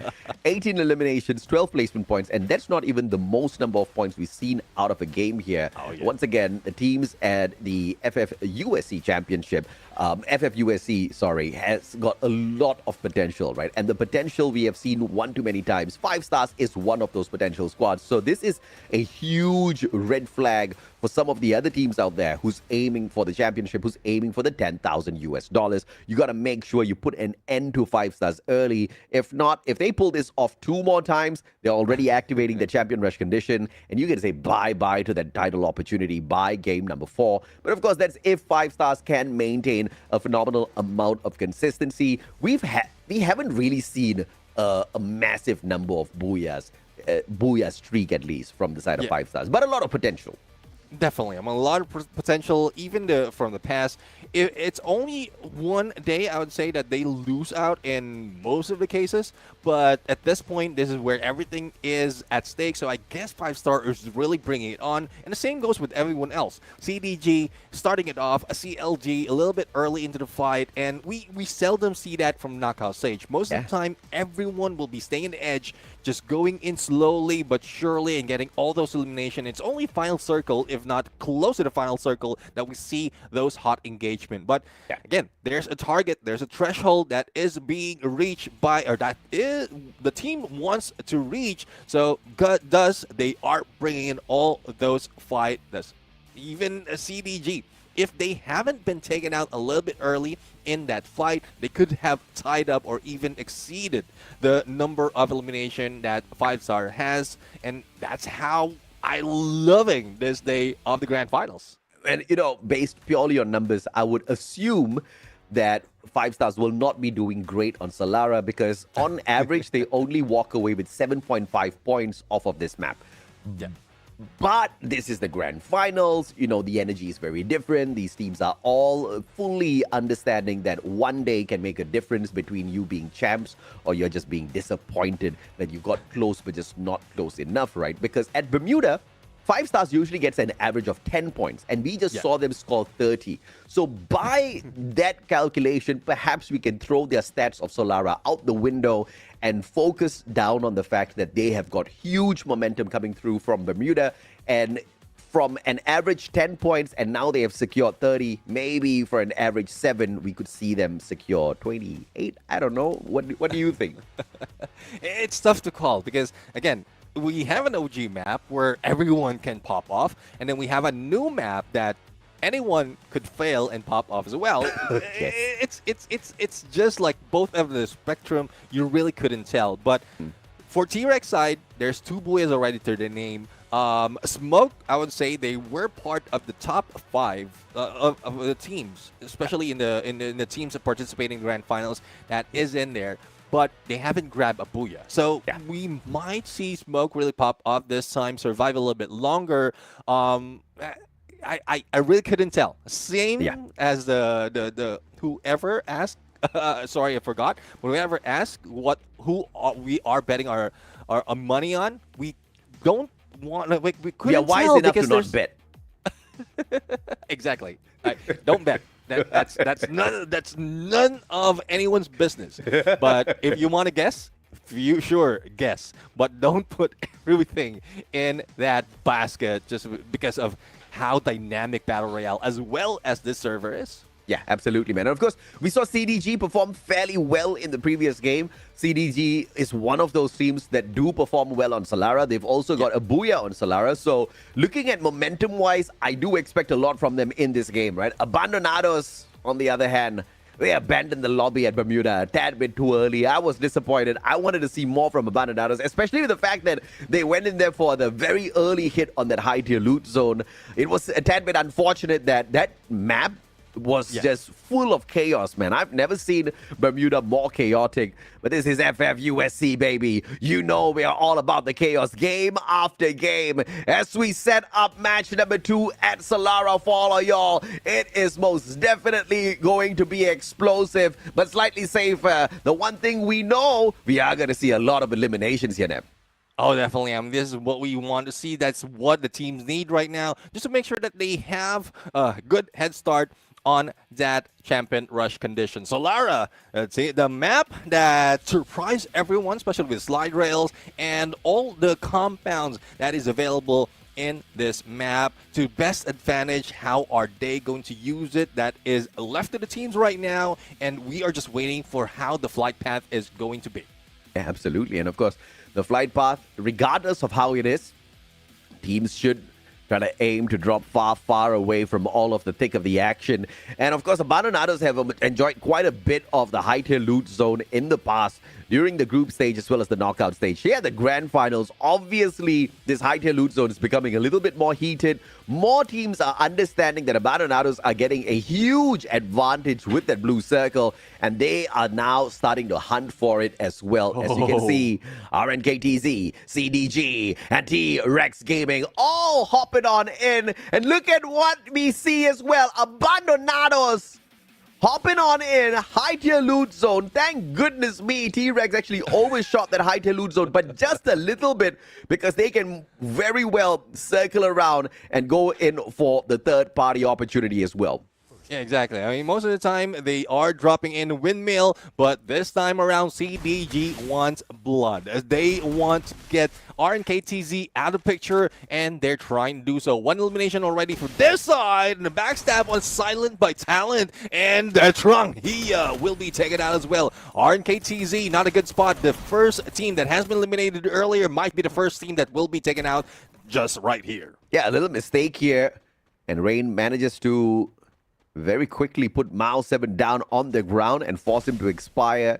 CDG, 1 point on their side, 1 point on the side of RNKTZ. So 1-all here. Either side can make a little bit of a dash out of this blue circle. That would be a little bit of a waste. Coda popped on the side of CDG. RNKTZ just needs to be a little bit more safer here. But look at this hockey. If he gets a backstab, I was thinking he's going to get a catch onto Rain. Rain now putting himself in a lot of trouble out in the open. Almost gets the shutdown onto Hockey. And that's the perfect distraction needed. Now Hockey in a lot of trouble. Here comes Rain with the Bison in hand. And Talent out of nowhere. Scar straight to the head. Silent with the Max 7 as well. And CDG is just cooking at this point of time. But out of nowhere, Kang M590 makes it into a 1v1. RNKTC showing up a little bit stronger after losing out on Sun gunfight, but good thing Mao 7 managed to pull away as quickly as that, making sure that they are not taken out that quickly. RNKTZ, 4 elimination already. Trung Hia will be revived. There's a vending machine available for everyone, and they have traded all those coins already. So Funfair is being fun, but not being fair. Being fun for RNKTZ, but not being fair for CDG. Shit, that was too close, man. That was insane in terms of play. And RNKTZ just kind of saved that at the very last moment. Not even thanks to some glue walls or whatever, just pure gun skills, right? And you got to make sure you can aim well in a heated situation in that way. And the sprays were phenomenal. But of course, handling that chaos is one thing. How the teams handle a little bit of a slower pace approach here. Tony Yo standing out in the open, uncalled for, and he gets punished for that move. Charlie with the Trogon finisher, looking for Lopez as well. Tonio in a lot of trouble. CLG is just not the kind of team you want to mess with so early on. Exactly. This is the reason why Tonio managed to try to hide out earlier from the previous map. It's because a lot of teams are being aggressive, and CLG is one of those teams. After losing out CDG, they want to get all those points. But we still have a few players and a vending machine to bring them back. But the only question is, where will they be dropping? Because apart from Riders Club, there's Waterfall that we've seen is very close to where the other teams dropped in. So that will be very risky for them, but CLG Dracusita will be taken out by Laligaru in that plasma. Yeah, now Abandonados, they want a piece of CLG. A little bit of revenge on standby here as well, courtesy of Laligaru. Plasma gun in hand, goes in for the wild sprays, finding the connection onto 2 players back to back, but no knocks coming on through just yet. Charlie with a sliver of health, all thanks to the Cassie electrotherapy, tops Charlie's health right back up. Riot taking a lot of risk out there, but that distraction will allow Gomez Rio with the M80 to be Rex, making sure Gomez Rio does not run away with that, and they do find a counter punisher. Now Abandonados with the numbers advantage. Oh, definitely. I mean, this is what Abandonados need if they want to survive against CLG. And, well, Ivan is in trouble as well, being stuck between a rock and a hard place. Well, we'll have to find out if he can survive. He has been spotted. Parafal might not be that weapon that can bring damage against 2, especially AC-80 coming from Brian already on the roll. But Ivan right now will be spotted. Plasma gun on the other side. Try to fire back, but I don't think Laligaru will give him that opening. Yeah, Laligaru not even skipping a beat. Spots the player once again. Ivan out in the open with a sliver of health now. Hanging on by a thread. Grenade in the hands of Rax. Can he get it? Brian goes in for the prevention. Kingfisher fishes him out. And, sorry, the AC-80 actually fishing him out there of the situation. And an extra point for the squad. RNKTZ, on the other hand, 4 points in hand. But they are on standby here, waiting for Motion Gang to be done with their opponents. And this is going to be a little bit of a tight situation here. RNKTZ... Yep. Motion Gang, this 4v4 is going to be a clear one. As TF Esports says, hasta la vista, we do not want a part of this. Let's see though if they will see any of this action for TF Esports, because that UAV will give the signal for RNKTZ. It's just how they're going to approach it. It's very risky though, because the second floor is where Motion Gang is running in, and RNKTZ will need to cross that boundary. But a little bit of mishap in one of those grenades from that split blitz, but it's no problem at all for RKTZ. At least they will be able to set off good motion against Motion Gang with zero elimination, being passive, but this is one advantage that they have to get those early points. Yeah, you know how it is, man. And Motion Gang this time around, playing patient enough, but RNKTZ just kind of storming the front instantaneously. Grenades all around the place. Asa down on the floor, and Javier needs to go in here for the save. Silent out of nowhere, Max 7 backstab! Silent killer! RNKTZ sends MTG packing! Yeah, that's one thing. M79 that being pulled out just to make sure that no one recovers that quickly. Plus the backstab coming from Tanghia. That was just poetic for RKTZ. Motion Gang had nothing to do in that regards. They could have, they might have depended themselves a little bit more, or probably have one jump out on the other side, because they have location, they have information as to where RNKTZ will be pushing in. But well, it is what it is right now. We're down to 11 teams. Okay, not looking good for Motion Gang at all. The previous game, they only walked away with 13 points, and this time eliminated in the 12th spot. No placement points, all about the eliminations, and they did not have a massive stack on them to really make a difference here for the Solara match. But of course, if you look at the grand scheme of things, we actually... Oh my lord, Abandonados as well, abandoning us super early on. And if you think Motion Gang has it hard, Abandonados actually picked up only 5 points on Bermuda, so they are off to a terrible start. And unlike the group stage as well as the knockout stage, we only have 1 day for the grand finals. You mess up, you are losing out on those opportunities, Snap. Yeah, definitely. I mean, that is a lost opportunity for the team. And not quite sure what's happening, though. Probably it's because they have been, well, dropping into the high turtle area. That's one thing. Consistently doing that makes them a target, as well as the rotation being prevented by a lot of teams. But compared to Abandonados, Tonyo right now trying to go for survivability. Only one remained earlier when last saw them in Riders Club. And this is what we're talking about. Going in, surviving final circle is good enough, but with not so much of points, it might not be that much to reach that advantage. Yeah, absolutely. Rosario Central for eliminations, going up against the big dinosaurs. And it looks like the Homer will find the connection first, kind of putting a little bit of a pause on the player. Palmer has got the Cassie's electrotherapy in work, but the dinosaurs will mow down Rosario Central. Player JK strikes big time with the M82B. Yeah, M82B, the snipes from that flank has damaged Kane before everyone else rushes in through the glue wall. And with that distraction, Kane needs to heal up. That is where Darius, even Russo, and Bolakarn just rushes through takedown 2, and that ended the reign of Rosario Central in this map. My goodness.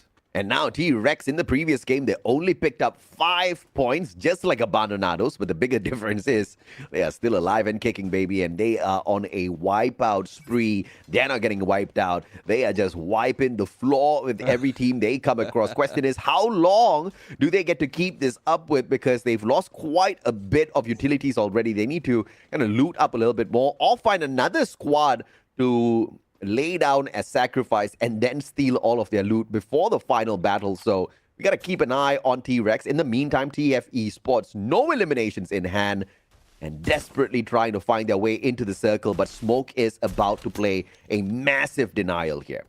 Let's see now, Cheeky. The one guy that turned it around for TF Esports is right here alive. A little bit far though, as Uriel will be taken down. So survivability, I know Cheeky has it, but if in case any information will be used, utilities in terms of information will be used by Smoke right here, they will be done for. But one will be left out. Crazy and crazy stuff. That 180, but waiting on the other side was Cheeky with the M590, but I don't think that is enough for him to survive a little bit longer against the two remaining player from Smoke, unless they go in without any plans, without any position, just audition against Cheeky. That might end Smoke in this game. Cheeky has got the SVD in hand. Needs one solid good shot. But the Coda popped already on the side of Smoke. Now battling up against the blue as well. Cheeky has got the M590. Max Loco with the Mag 7. Cheeky has got the advantage here, but at a disadvantage with the 2v1. Turns around, gets the shot, pulls out a glue wall once again, and quickly makes sure the player expires. 30 HP. Cheeky needs to use the medkit. 12 HP. 6. Bye-bye, Cheeky.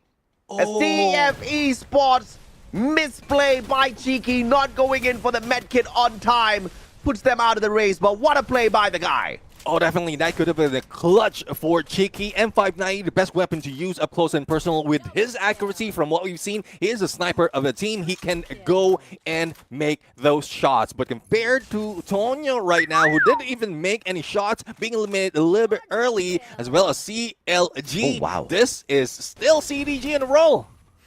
Holy mama, CDG, Quadra on talent. Sure as hell is a talented guy out there in the world of Free Fire. 8 eliminations so far. CDG looking for a little bit more. In the previous game, they managed to rake in 18 points, which means this is one of those top-tier squads today that are bringing in those consistent plays that we were looking for. Mao 7, Talon, Hockey, King, all rotating in, being pressured by the circle, and they're looking for a little bit of a fight up against RNKTZ. Kang, P90, and what a 180, smoking the last player on the side of Smoke. I mean, there's more chances of going for the hit with that P90, and even the Trogon will not do that job. But 5-star will be taken out right here on 5th. Only 14 remain. RKTZ with only one player and not so much of space for any revive to happen. Not even so much of time, because in 8 seconds, the zone will be closing in, and he's farther away from the rest of the teams. A player JK, a very threatening spot for him to hold on to, but T-Rex needs to be careful. Here comes CDG. One shot by Bolakarn. Does put in the damage, but the glue wall will save the player from the side of CDG as they continue to rotate into a better spot. And now they've got a very healthy defensive spot in the next circle, and they do not need to move much at all. In fact, CDG as well as T-Rex Gaming can gatekeep Team Fighters. Let's see though if Team Fighters will be flying in, and they use that launch pad straight into CDG. Oh my. Not quite sure if this is a smart choice, because all those walls, all those windows will be closed, and instantaneously Team Fighters will be taken out. Yeah, to the windows, to the walls, and they all came crumbling down. It ain't a party as long as CDG's in there. It is just a wrecking house, man. And I don't think Team Fighters knew what kind of fight they were getting into. That was way too one-sided. But now, in a two-way battle, RNKTZ is just not part of this at all, with just a single player on their side. Probably going to be looking for the placement points, waiting to bait out T-Rex to take on the fight up against CDG Fest in a full-on 4v4. This is going to be massive. Bolakan, what a shot. Peeks out with the AWM. Quick tag. And of course, the glue wall defense. RNKTZ, though, loses their life to the final player on the side of CDG. Talent with a talentful shot. 8 eliminations already. This guy's rocking it. One of the best snipers that we are seeing right here. I mean, player JK has shown up so much that we didn't see the hidden talent that CDG has, and now there's a chance for us to see it. Will they be able to grab this Booyah once again, or will it be the dinosaurs? But in terms of advantage, using those glue walls as stairs, as well as a little bit of boost from their teammates, this might bring T-Rex on a downfall. But good on them that they have not only the glue walls, but also the next compound is covered. And Talon has got a double snipe set up here with the AWM and the M82B. A couple of more grenades. Look at those frags flying on in. Ice grenade once again laid out. King down on the ground. Hockey taken out of the equation as well. Mouse 7. T-Rex mowing down how CDG has got nothing on them. Bolakan wants a little bit more. M590 to the back. CDG left with 2 more. Up against 4 dinosaurs out here on the battlefield. Player JK with the jump shots. AWM needs 1 more. Finds the connection, but Talon will combine with King and that plasma gun to take him down. Good equalizer coming from CDG at this point, and we thought they were lost, all sides covered, but they are just working with what they have. Plasma gun plus an AWM, a knockdown on King, but they are still on a good spot to go for the pickup. Only a few glue walls remaining, I would say, for CDG, but as we see the shift of the circle, T-Rex was just taking advantage, and even the distance, the ledge, the elevation that they have right now will be an advantage against CDG. Yeah, Russo X with the double mistake here. Tries to play the grenades way too early on the M79.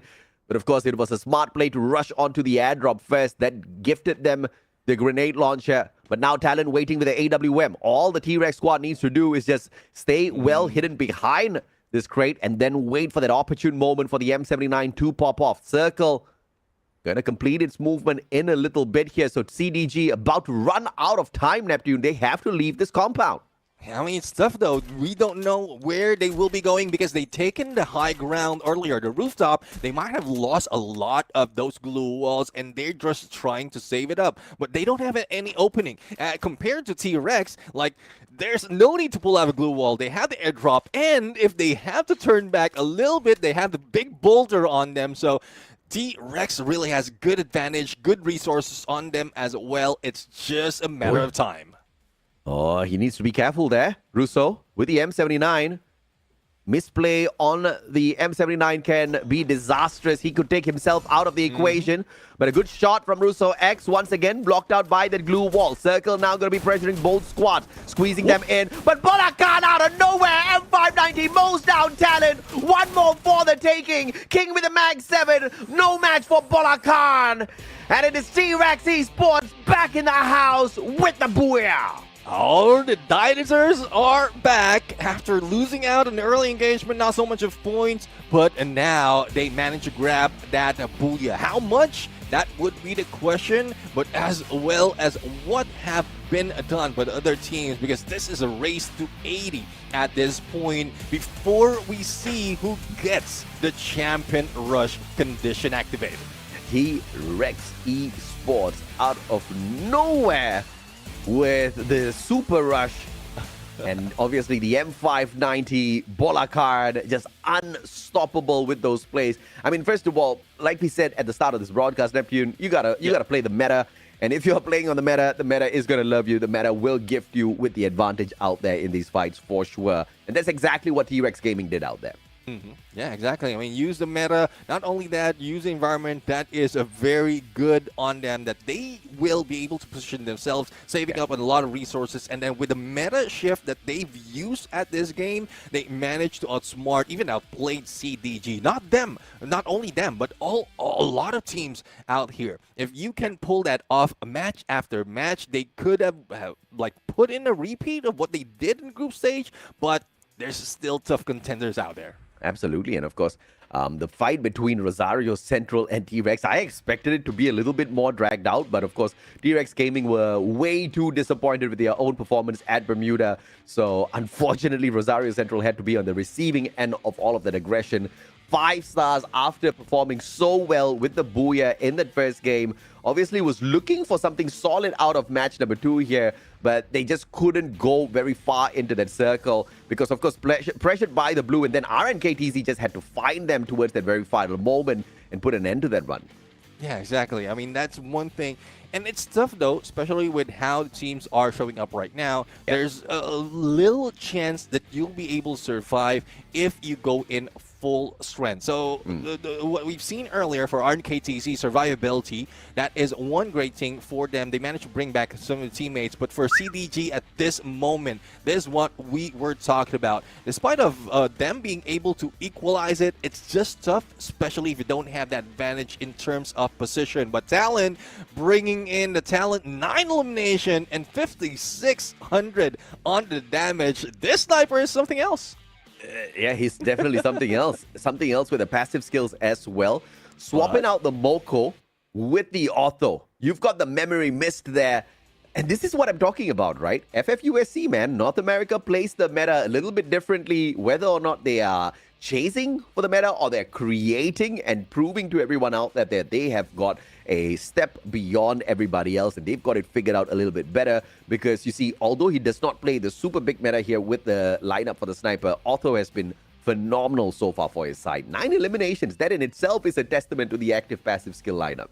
Yeah, exactly. I mean, there's one thing that we've seen that is different as well as is showing up. But as we go into head-to-head talent against Bolakarn, I think it should have been player JK, but Bolakarn had a number of eliminations. So it's good enough.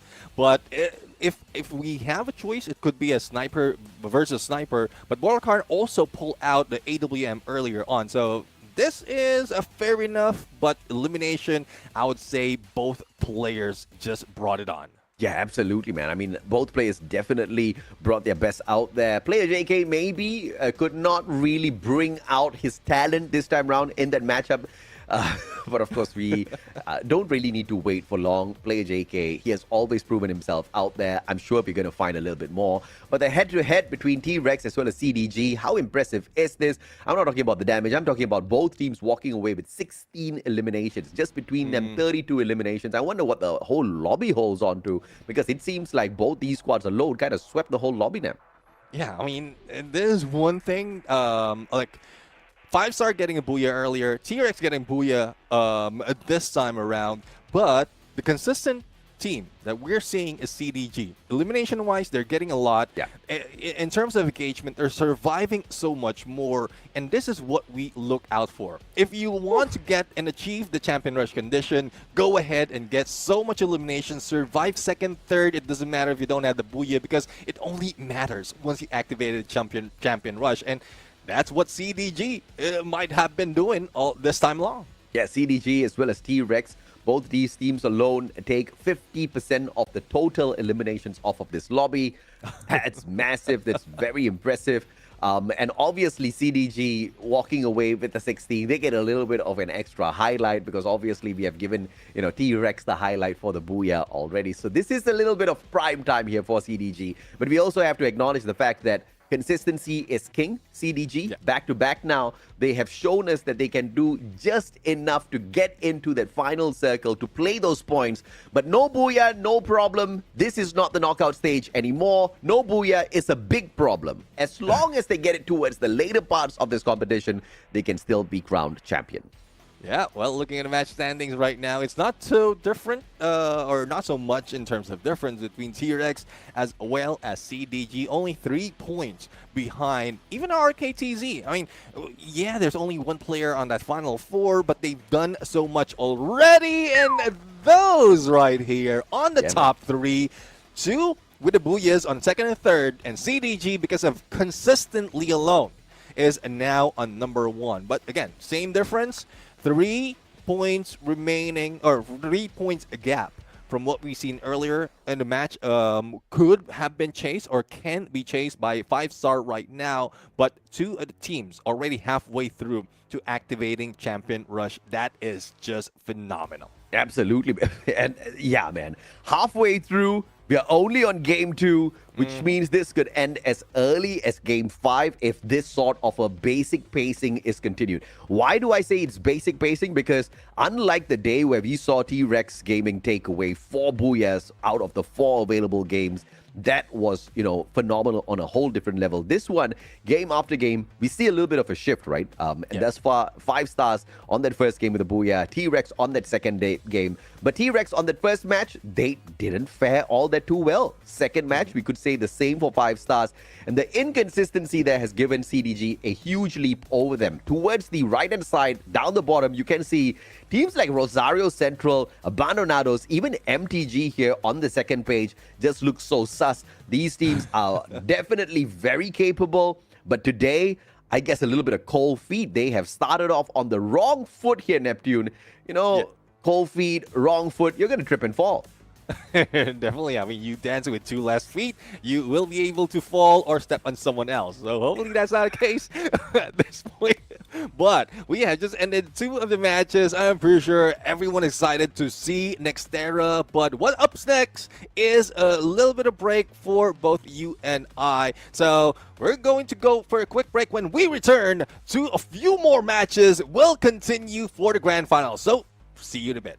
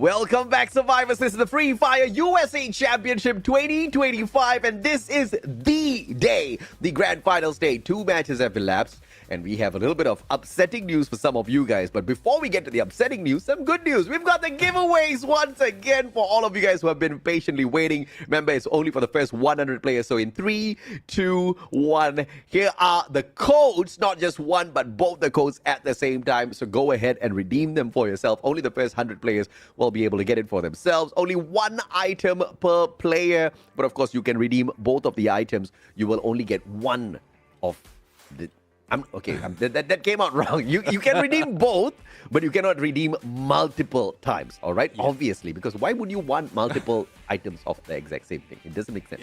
Exactly. I mean, there's a good chance as well to share for those who haven't redeemed it. So make sure that everyone has reward.ff.garena.com open so that you can log in with your details and then redeem those codes. For those who miss out from the earlier codes, this is one for you. But one fun fact as well, I know there's other regions watching us as well. It's only available in the NA region, NA server, I would say. So it's tough, especially for us coming from different region, but it's good because we're just despite of not needing a boost, because so far the other players, the teams right here from NA is already boosting the games, and it's showing up right now. But this is just added value for them. Yeah, just hyper-local kind of gameplay style here.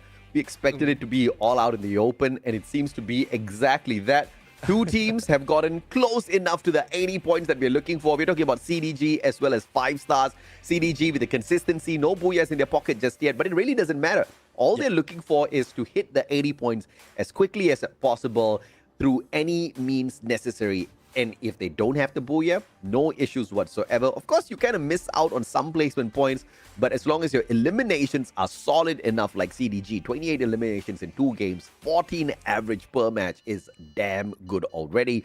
They just need to keep that up, and they'll eventually hit that booyah. The most important time to hit that booyah will be after you have activated 80 points and you've ended the game. The following match needs to be a booyah. If you can do that, you will be instantly crowned the champion of FFUSC. You get to walk away with $10,000. And I'm looking forward to seeing exactly who will be the champion, because we are back after 3 long years, Neptune, here in the US. Exactly. I mean, there's a lot of chances for the teams, not only CDG, but the other teams as well, or not only CDG and 5-star, but other teams as well, because we've seen a lot of upset happening from some regions, especially when champion rush condition is involved. So those not taking the booyah, that is no problem at all, as long as you activate a champion rush, prevent the other team from grabbing that booyah if they reach that champion rush condition, and you might end up the champion by the end of the day. For how long, how many maps, that would depend on how fast as well as how well the teams are going to bring it. Yeah, absolutely. And of course, Team Smoke has been teasing us with a little bit of smoke, but I want to see the fire as well. All I've been able to see is just some bounce of smoke up in the air. All I'm doing is just coughing and wheezing, Neptune. I'm not getting excited seeing the fire in them, right? In fact, we don't see that fire at all. But of course, if they can bring something solid out from the performance, I think we can all get excited very, very quickly. 21 points they have out of 2 games. It's not a lot. Just 9 eliminations across 2 games means 4.5 eliminations average per match. That's not enough. We need to see them smoke a few more squads. Exactly. I mean, even RNKTZ, if they didn't end up 12 on that first map, they could have been in the good running already. We were seeing the fire coming from these teams. RNKTZ are, all of these are new kids on the block, especially when we are talking about US championship. But RNKTZ is something else, especially from what we've seen in the group stage. Even their record for each map, they top 2 of the 6 map that we have. First was, or rather, 1. First was Kalahari, who will be that will be happening later on. Another one is Purgatory, that is very close for them to be that number 2 spot or number 1 spot. So let's see if they are going to bring it on. But right now we are jumping into Nextterra, and who's leading the pack in terms of numbers? It is Rosario Central. Rosario Central is currently sitting down second from bottom.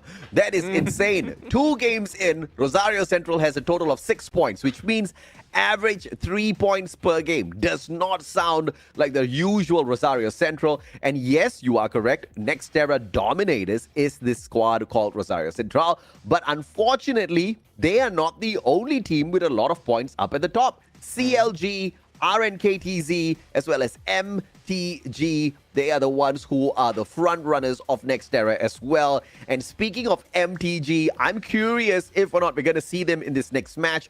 A little birdie whispered in my ear that they might be missing this game because one of their players could not join the lobby. Is that only going to be for this game or for the rest of this grand finals? We'll have to wait and see. As the teams fly on out, I still don't see MTG and I'm getting a little nervous, Nep. Yeah, it seems like it is motion sickness at this point. Not only the flight sickness that they have, but I hope it's not just for it's not for the entire day. It's just for this match because they can still catch on. But in terms of drop, not so much of hot drops. And I think Abandonados is going smart right now, right? Really going head on to that blue tier zone. But T-Rex is the ones falling down against Freestyle. But Freestyle will be denied as well. G36 in the hands of Bola Karn. And that was 1-for-1. Yeah, Tonio also kind of getting sprayed down here. And there was a hot drop between Abandonados and another squad. I didn't really spot out exactly who that was. RKTZ. Thank you very much, broadcast producer, kind of hopping on over to this battle as we speak about them. RNKTZ alongside Abandonados in this high tier loot zone. And look at Abandonados hightail it out of there. They don't want to mess with the other squads. They already know that it's very risky. They have taken the risk for 2 games in a row, and that has not paid off for them at all, right? And this time around, they don't want to make that exact same mistake. Laligaru slowly trying to back away, but Trangia has got the advantage here. Pulls out the time turner, and inside the time turner, these boys from RNKTZ jump on in. Laligaru actually walking away with the knock, but unfortunate for him, Trangia was there. The 2v1 plays against Laligaru. And Nino dropped down to the ground as well. FGL to the glue wall. Insane plays from RNKTZ early on. And Abandonados are not abandoned just yet. Some sort of prayer to the gods of RNG have brought in the dinosaurs to take on RNKTZ. The Abandonados can use this opening to run away. Yeah, they are running away, and they have split up as well. They know that RNKTZ are hot on their heels, not just for this map, but also in the previous one when it comes to that high-tier loot zone. But T-Rex, knowing that there's also teams dropping into this blue zone, is expecting that they can get a few of those elimination. But one thing is for sure, RNKTZ has the firepower to go against T-Rex, but 5-star going in for the flank. The dinosaurs might be in trouble right here. Yeah, absolutely. And dinosaurs in trouble for sure. Russo on the revival already. They don't really have a lot of opportunities for pressure out here in the open. Stuck between RNKTZ as well as 5-stars. T-Rex Gaming needs to figure out some sort of miracle. Rain sprayed down to the ground. Trangia! Out of nowhere! The spray down was on suit, but unfortunately for them, the shots from the back, 5-stars interfering at the same time. RNKTZ getting the shots in. And the big sacrifice is a couple of dinosaurs down on the ground. And now RNKTZ going in here for the swift save onto Silent. Trung here needs to back up the rest of the team members. 5-stars quickly circling them, trying to play the flag from the right-hand side. Kenny will get sprayed down, and they go in for a quick reset. A very smart play from RNKTZ, but they're down by 1 man. This could just turn up around against them, and player JK with a full squad revival, keeping the dinosaurs in the game. Yeah, that's one thing. Player JK kept his distance, making sure that he have good advantage just in case he needs to pull away. But for RKTZ, they have been spotted as a full squad coming from the binoculars, coming from by 5-stars. And John B will be taken down by the XM8 from Silent and Trangia for the rush. Bison in hand goes in against Rekka. And now they are just wrecking it against 5-star. And walking in with the Nairi, Andrew J. Beebstrung here is a super tanky man. And because he is tanky, he leads the fray up front, has got the quota as well, giving away so much of information, and 5 stars just could not handle the heat. Abandonados, as they abandoned the battle up against RNKTZ earlier on, they are taking the challenge up against TFE Sports now, trying to hit big points from afar. Rax with the plasma has to shoot down 2 more players out here from the side of TFE Sports, and not a lot of room for TF to run away to. You can see the flank on standby from the rest of the players on Abandonados. And there you have it, launchpad being used for them to get away, but not so much of opening for TFE Sports. They do have a revived platform that can lead to their demise if in case they go in a little bit early. But I guess Abandonados will be abandoning that mission. T-Rex is back, and now in the fight against RAKTZ. I mean, losing that fight, good. Surviving it, better. But if you are going back against a team who brought you down, this could be a downfall for T-Rex, but I'm loving that they're fighting back. Yeah, absolutely. Fighting back indeed, but one of their star players, Bolakard, with the M590 down on the ground. Now it's all up to their sniper, player JK, who pulls out the Bison out of nowhere. Player JK trying to make a miracle happen here. Good glue wall laid out, goes in for the pickup of his buddy, but could not get the job done. Inhaler use, backstab position picked up by player JK, but it's caught out by Silent Max 7 to his back as he hops on through the window, and RNKTZ is on a tear. Silent, the deadly killer out there. And they haven't even moved that much from Mad Side. Oh, They went against 3 teams already. Eliminated 3 at that point, and didn't lose so much of players. 13 elimination already. Kang being brought in, and they are ready to roll. M249 though from Laligaru. Huge damage overall as well as mag size. But will this be enough to take down TFE Sports? Because TFE Sports tried to survive longer, given the time by Abandonados to pull away and recover, but I don't think there's so much of time for them right now. I mean, look at Rock's spray down from the top alongside Ladigaru as well, and that does give them 2 points. Cheeky for TFE Sports. Not really in a good spot here as the rest of the players hops on through. Ninjas his way through that. And even the ninjas, Abandonados, could not spot him out. I have never seen someone out ninja the ninjas. Chicky, going chicky. But I mean, this is one thing that I would give props to Chicky. This is one advantage that they have as well from the group stages. He was the final guy surviving, managed to bring back the rest of the team, and then they grabbed the booyah after that. If they can repeat it right here, this is one good spot for them to increase the numbers, reach that champion rush condition. But Abandonados is not out of the woods just yet. They need to put so much of points because of the losses that they have earlier. But Smoke right now, well, I guess this is what you asked for. The fire coming from Smoke, and it's just crazy, going crazy. Oh yeah, absolutely, man. And what a play by Crazy there. It continues.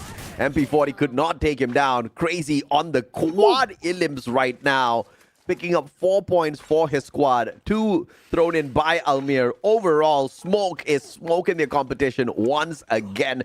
And yes, we were looking for a little bit of extra performance from them after the previous match. 21 points they had after 2 games. But just in this match alone, they have managed to pick up quite a number of eliminations, 6 to be specific, and quite a lot of squads out there who are alive and kicking. So Smoke has got many more opportunities, but they need to play it safe until the final circle now.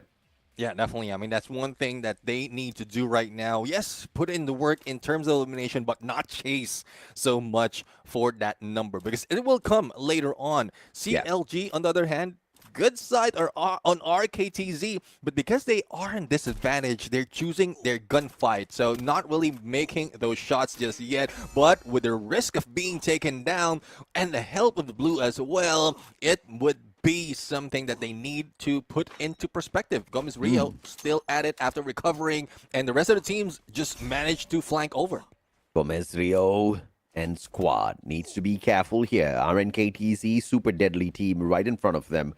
And a spray down. RNKTZ, CLG players, Gomez Rio finding the shot with a VSK. He's got the AWM in hand as well. Drakusita just absorbing a couple of those shots. And now RNKTZ have got their sights set on CLG. And the gatekeeping is real, bro. You need a jump pad in this situation. And CLG, if they cannot find the jump pad for themselves, they are going to have to tank the blue and quite a bit of its damage here. Thankfully, it's just circle number 2. So the damage not absolutely deadly just yet. But look at Gomez Rio. Way too low. And he will be absolutely unlucky. Almost got sprayed down, but has the Superman in hand, so not very risky. Yeah, not too risky. Rayo YT right now. Good flank, but not so much of opening. And this is what he's been waiting for. Wukong will be pulled out right now. Just to make sure that he can move around towards the trees. But he's in a tough spot. Shots being made, information being relayed. It might give the rest of CLT that opening, but RNKTZ are not risking it. Always having their back turns towards the wall. Just make sure they will not be backstabbed. And this is the cause of it. RNKTZ just playing it a little bit smarter. Absolutely. And now look at this, man. Blaze, Gomez Rio, both taken out by the circle. Almir. Smoke. Oh, Smoke just got smoked by the blue zone. How insanely crazy is that? I was expecting them to get to the final circle, but instead they get taken down by the blue of all things. I'm a little bit disappointed, but entertained at the same time. TF Esports, on the other hand, saying that they will falter to no one this time round. A full squad revival coming on through. And Cheeky didn't just go and buy them all. They went in for a solo dare, just had time rolling through, and 3 players will be coming back. Now, the only question is, where will they be dropping? Will there be any loots on them? And how will they survive? Because Cheeky have done so much for them. I mean, now with the latest patch, instead of the Bison, you drop back in here with the P90 and 2 glue walls. It's okay. P90 is not like the craziest SMG, but it gets the job done. Huge mag size as well. So if you want to spray and pray, and you better spray and pray if you're dropping in there, and you barely have got that helmet and vest on yourself if you get caught out, right? But the P90 should be able to help them kind of hold their own. So these revivals, I'm expecting to play quite a big role out in them. Yeah, definitely. I mean, this is one thing that can be used much often, especially in Nextterra, because of the number of compounds available. Even in this face of the circle, we are on 3rd going to 4th. There's still plenty of compounds to hide around and plenty of loot boxes to take out or to clear out as well. Tranghia almost being taken out because of that rush. And there goes a takedown against Drakusita. CLG will be out of picture. Come on, Tranghia. That was a damn good shot. 6 eliminations in hand. 1 less than Silent. And the silent killer of RNKTZ is continuously striking moment after moment, not even game after game. Abandonados still alive and kicking here. But the question is, for how long more? Next competition for CDG will be RNKTZ. And they might just have a good advantage here, as Hockey is a little bit too far away from the rest of his teammates. Let's see though on how they are going to work on it. Now, TF Esports, after that full revive by Cheeky, will be pushed by Tonyo at this point. Freestyle will be taken down. Lopez will be taken out. And I guess this assault bunker is giving the firepower for TF Esports. A pickup can be done onto Lopez, but Mendoza, cool, Hugo, and the rest is just bringing the fire on. This is all thanks, not just for TF Esports, the 3 teams in this bunker, but for Cheeky, who managed to bring them back. Absolutely. And of course, TF Esports, 4 eliminations in hand. Probably not as great, but Abandonados will abandon us in the 7th spot here within Game 3. I was expecting Abandonados to make a huge comeback, but it looks like the pressure is on, and not many of these teams are able to handle the heat as of now. Yeah, and guess who's still alive? CDG, the ones in number 1. RNKTZ, the ones chasing for that spot. And then they have a lot of elimination, especially RNKTZ right now, with both Silent and Tranghia on a 7. Now, will they be able to take down CDG? Survivability, I know they have it, but for RNKTZ right now, they need to add a few more. Because as you look at the minimap, how spread out CDG is, they're not just playing it safe, they're playing it smart.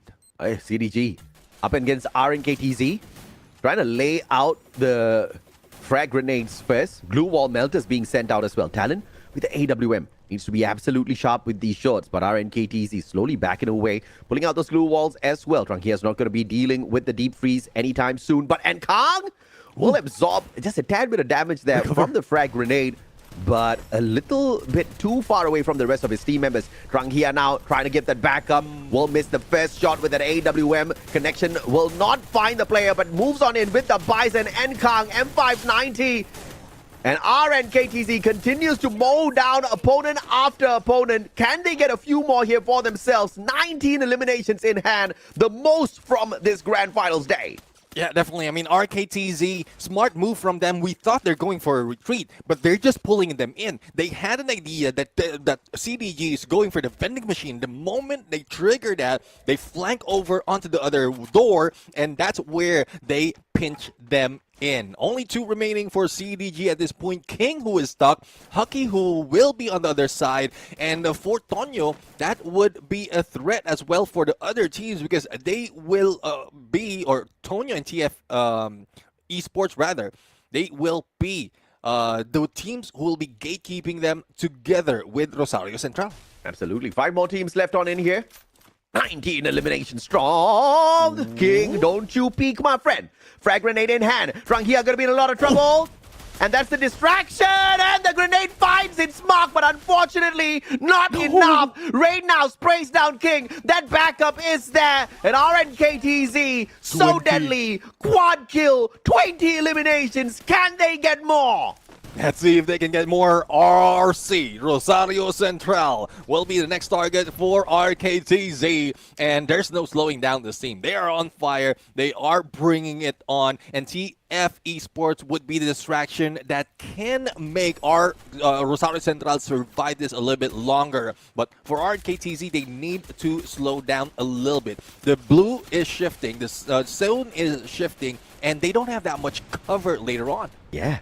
Rosario Central, and this is exactly what we're looking for in terms of recovery as Tonyo now exits the lobby as well. TF Esports getting into the final circle is big. Both Rosario Central as well as TF Esports were dead at the bottom of the leaderboard after 2 games, so this is a massive recovery for these 2 teams. But RNKTZ, this performance is top-notch. 20 eliminations left on, 20 eliminations already, and a potential 6 more to pick up for RNKTZ for one of the most massive booyahs in Free Fire USC. Can they get it? Grand Finals day. This is the best time to get something like this done, Nep. Oh, definitely. I mean, this is a huge jump coming from RNKTZ. With eliminations alone, they've already tied up, if not increase the odds of them getting in to that #1 spot. So let's see if they can take out the threat, which is Rosario Central. Because for TF Esports, 3 players, yes, they are playing safe, but in terms of gunfight, it is not looking good for them. And there goes Kodo being popped, and that would bring RKTZ in a risk of being spotted as well, as taken down, and another one pop on the other side. Yeah, and look at TF Esports, just 5 eliminations in hand here. Not looking to be the best team of this lobby, but just trying to survive as long as possible, allowing Rosario Central to take the fight up against RNKTZ first before they interfere, potentially to rip away a couple of third-party points as well as the booyah by the end of it. So let's see if or not TF Esports can get some of their wishes to come true. But this is a great play by Rain here on that 2nd floor, out on the roof scaffolding, looking for a little bit of a better position, and Trang here is there first. Into M590, quick peek shot, will be able to take out quite a bit of life off of Trang here, but no drop coming through just yet. But Rain out of nowhere, backstep, palm it down on the ground, and Rosario Central, big mistake, taking on Nkang into, trades one right back, but is that going to be enough? Trang here going in for the final shot, gets it. And the final survivor on Rosario Central will back away for the time being. TF Esports, they fall one after the other, but with Nkang on the ground, look at RNKTZ Nap going in for the backup instead of getting aggressive. Trang here right now, the king that has baited Rosario Central and managed to bring the rest of the teams onto the other side for a takedown, is leading the pack and bringing RNKTZ for this booyah on this game. 38 points in 1 game. Holy mama! What the hell? That's exactly what we were talking about. And you know, if they had hit this in the first game itself, everybody would be super shocked. But them hitting this on game number 3, I think is a huge blow to both CDG as well as FVS. Of course, they're not too far away from them. They had fairly, decent performance in this game, but nothing can be compared to what RNKTZ just did there, Neptune. I mean, 26 eliminations, that's no joke. From the start to the end in this lobby, they just dominated all the way. And this is what we need. This is what we were looking for from the beginning of this day, especially in the grand finals. Because if you want to end it quickly before the rest of the other teams, you will need to bring this kind of fire. And RNKTZ just understand that after, I would say, warming up 2 games. They are on a roll right now. But we've seen so much of this pop off and then die down in so many tournaments. So hopefully this is not the case for RNKTZ. Yeah, absolutely, man. And I'm expecting more from RNKTZ, but we also have to remember week 3, RNKTZ showed us exactly who's boss, picking up a total of 3 booyahs. They were at the top of the leaderboard. This is a team that knows how to perform. We did highlight them as well, but we were not just seeing a lot from them in the first 2 games. It was all right, but from all right to super phenomenal, that should boost them up to the number 1 spot. But it doesn't matter if you're on the number 1 spot. What matters is hitting 80 points and activating the champion rush condition and then looking for the booyah. RNKTZ now is one of those teams that can get that done within the next 2 games. Yeah, I mean, earlier we were looking at CDG and then 5 stars. 5 stars has been eliminated a little bit early. Now we are looking at both of RKTZ and CDG. But for Tranghia, again, the master distraction of the team. He is the one who pulls in, baits the rest of the squad because of how buffed he is, how tanky it is in terms of build. And he had the coda as well to get information as to how he positioned himself. Bison in hand, not the weapon of choice for most, but I guess it does work for Tranghia at this point. 9 elimination, 9 assists, 57-83 on the damage. This guy is something else. I mean, definitely the rusher of the squad, Tranghia. Like you said, the coda gives you the extra bit of information. The combination between Nairi, Andrew, and J Beebs, you said it, man. He's a walking tank. Now, there's another element here that we're not touching on. That is the electrotherapy. Definitely, he had a sport player backing him up. Now, he's walking around like a tank. You've got the electrotherapy pumping him up as well. You've got a tank with double the amount of life that he should be having on him. It's going to be very difficult to take him down. Hence why these massive numbers, 9 eliminations, 9 assists, 5,783 on the damage. Insane stuff. Of course, we want to compare him up against TF Esports' Hugo, 9 to 5 eliminations, 5 to 2K on the damage. Tranghia wins this hands down. Yeah, I mean, one thing's for sure. Again, I couldn't let go of Chicky. Because if it wasn't for Chicky, TF Esports could have been done for. But this guy, from the first game, from the first match of the group stages, when they were in, like, 3 players already out, he went in for the vehicle gameplay, go in for the bending machine, recover the rest of the teams, and they managed to grab that booyah. That is what TF Esports and Chicky has done in here. So we want to see more of that, but this second place, I guess we're going to see more from TF Esports, but not compared to what we've seen from RNKTZ. 26 massive elimination, and it's just part of the 69, not even reaching 70 for the entire map. And all they need to do is now get this one more time, and they would have activated the champion rush condition hands down. CDG is definitely in a situation to do that as well. Let's take a look at the overall stats here. 69 eliminations, 33 rescues. It was a very good play from a lot of the teams out there in terms of survivability, but look at the massive 38-pointer pulled in by RNKTZ to launch themselves into the number 1 spot. But props to Rosario Central and TF Esports. We were talking about how they were dead last and they needed to recover, and recover they did do in this game number 3. Yeah, definitely. I mean, that puts them out from 11-12, but later on, we're going to see where it brings them. But more focus on teams like CDG. CDG right now, 7th place. Not so much of elimination, but in terms of placement point, managed to survive a little bit longer. It's because of all the pressure that has been brought in by the other teams, especially on where they're dropping as well as rotating. So 9 points, that's good enough, but they loses out on consistency, bringing RNKTZ to the number 1 spot, a huge jump from Fort. If I'm not mistaken, that's where they were from.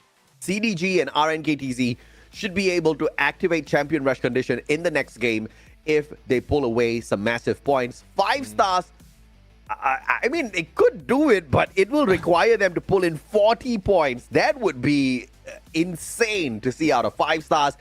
I mean, it would be insane to see out of anyone in FFUSC. And I'm not going to put it past them. I think the North American squads definitely do have enough quality and enough tricks up their sleeves to pull this off. So I'm not going to count 5 stars out just yet.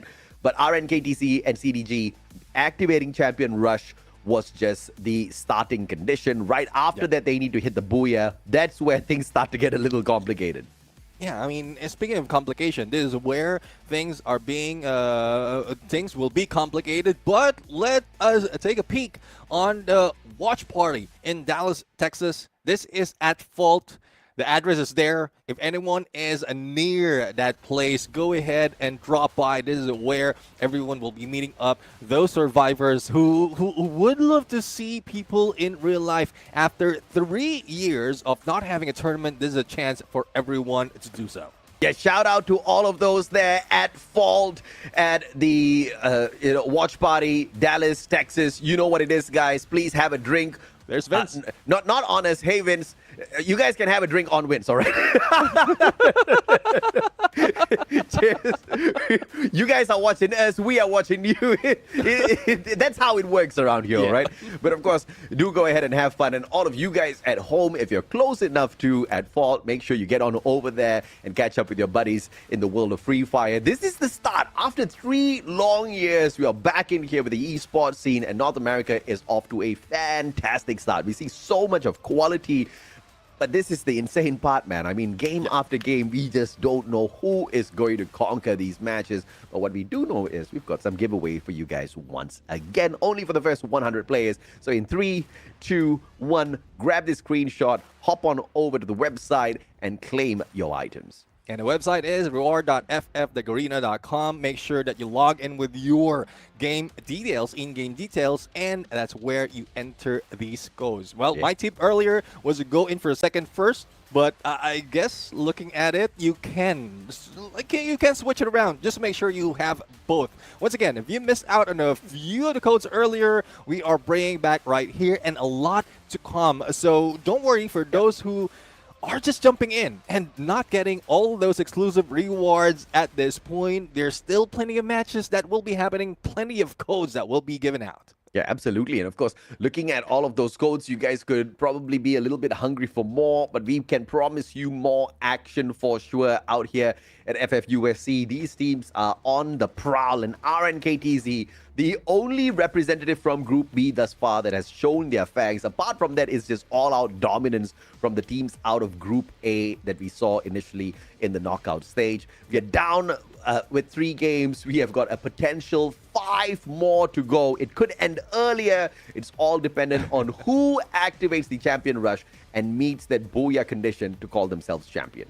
And it's one thing that I'm loving right now is different teams getting the Booyah, and this just gives that advantage to anyone and everyone out here. But again, those who move faster will be able to get there, and it's just a Booyah that they'll be waiting for. So going back to what you keep saying about rewards, even in the points you snooze, you lose. So hopefully no one will be snoozing and sleeping at this point, because Kalahari, it will be heated up, and the heat is still being brought in by plenty of teams, even those at bottom. Yeah, I don't know how is it there in Dallas, Texas. I heard that, it was raining recently, but the heat over here in Southeast Asia has been freaking ridiculous, okay? Summer just started out and the heat has just kind of risen up tremendously. In Kalahari, though, it is always hot. It is always sunny, barely rainy, and you know what that means, man. You've got a lot of these high ground where you're not going to slip and slide down, all right? Players are going to be staying up there for quite a while, Neptune, and these snipers can pop off. But Abandonados might be off of that flight a little bit early here at Stone Ridge.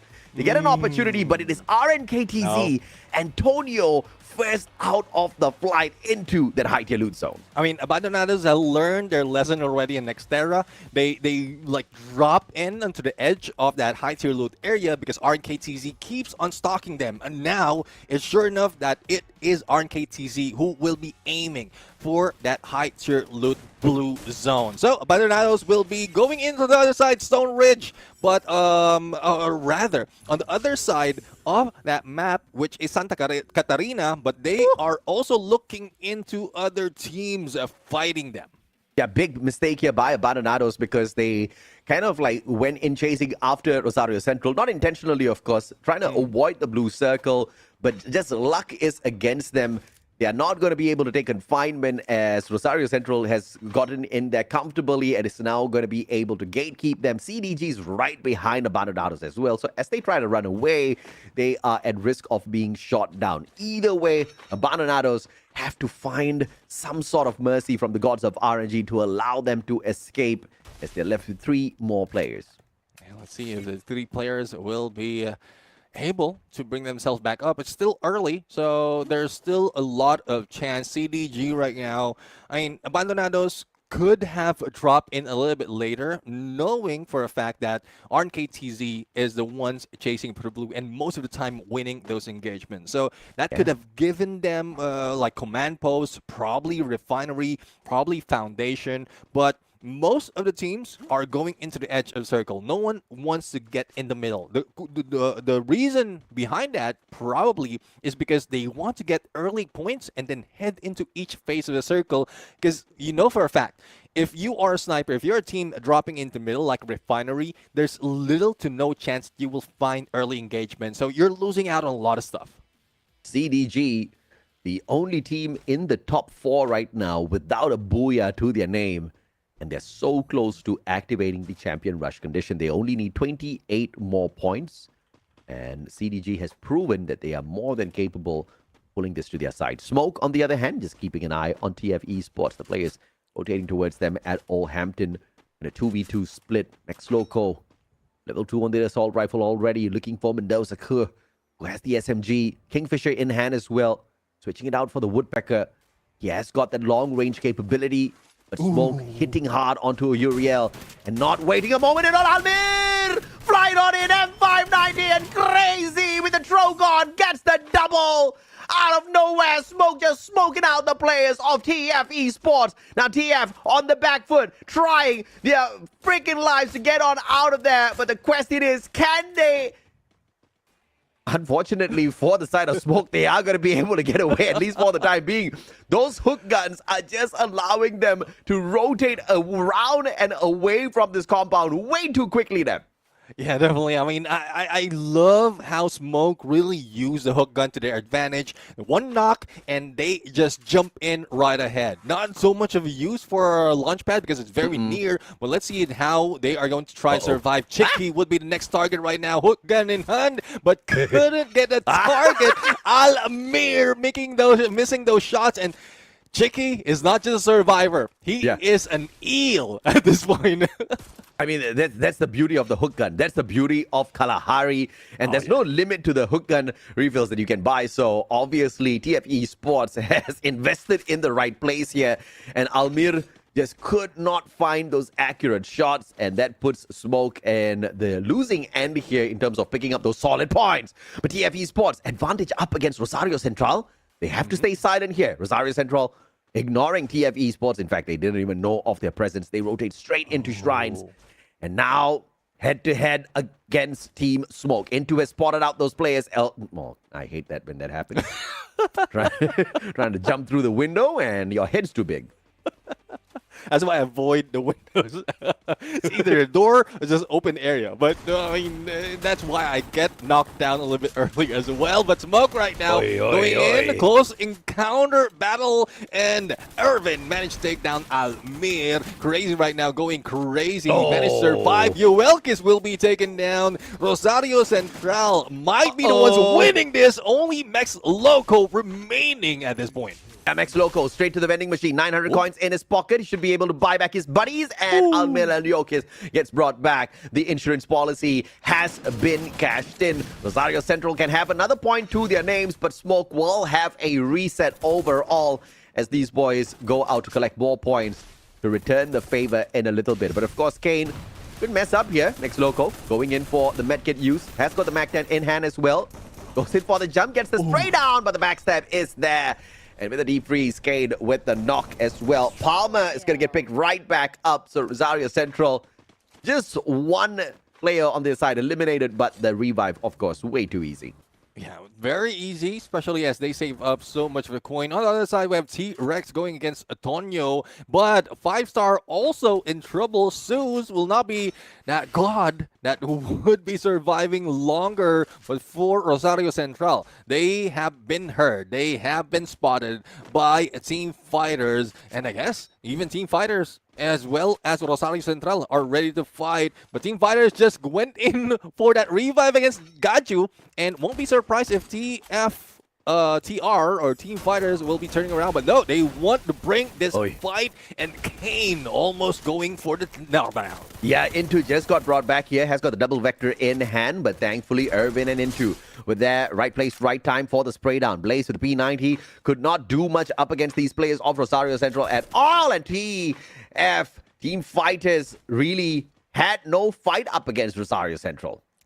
It's tough though. Gaju though still has a good chance to revive one, as well survive a little bit longer, but it's just a loss. They will be moving into the next phase of the circle. A lot of compounds are already being taken, loot being removed from those compounds, so they might be in trouble in a bit. But CDG right now putting pressure on RNKTZ, and they will need to move fast. Yes, they are on the edge of the next phase of the circle, but there's the only ones in this fight, so not so much of compound if in case they move out of this area. Yeah, CDG needs 28 points. But RNKTZ, the team that needs only 23 points, going in for the heads of these players. Hockey trying his best to get out of trouble. King with a sliver of health left on him, trying to avoid all those shots. Up on top, meets up Talon halfway through. Talon, a little bit distracted here.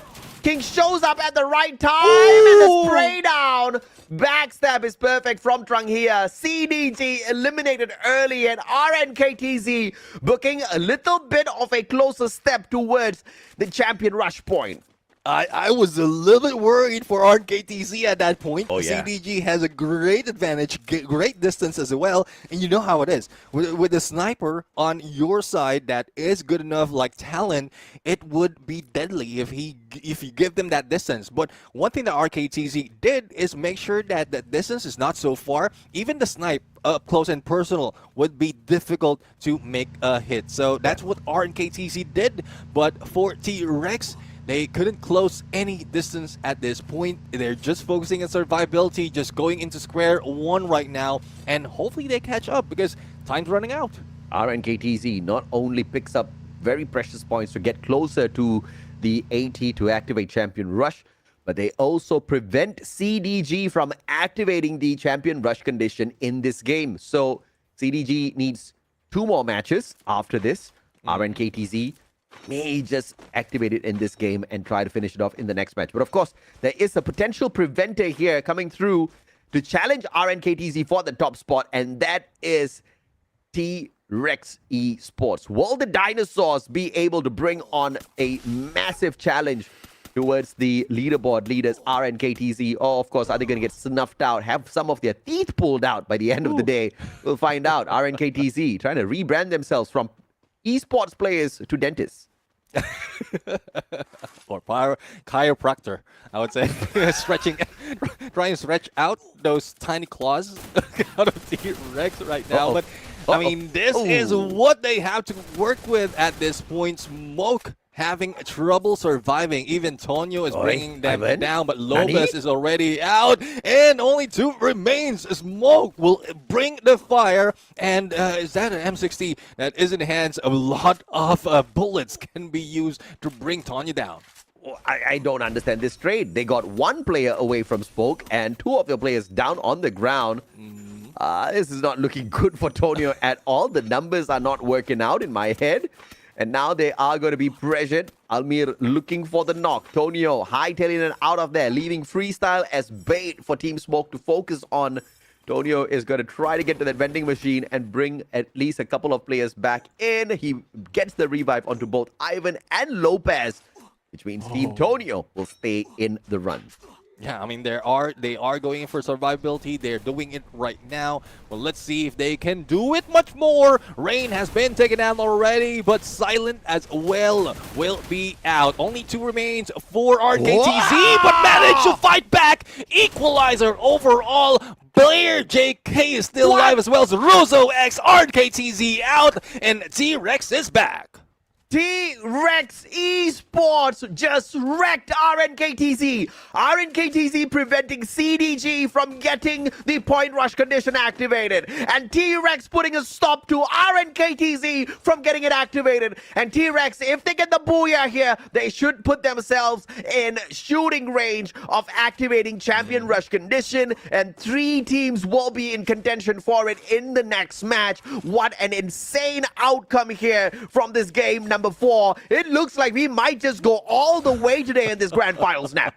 It looks like it. No one wants to give out all those points, all those booyahs, and T-Rex is in a good run right now to take it. So the top 2 is already out, RKTC and CDG. T-Rex currently, with numbers that they have, as well as 5-star, is on the 3rd place. And any one of these teams might be able to take over on ARC and KTZ as well as CDG, or probably anyone like Smoke as well, who's very close behind.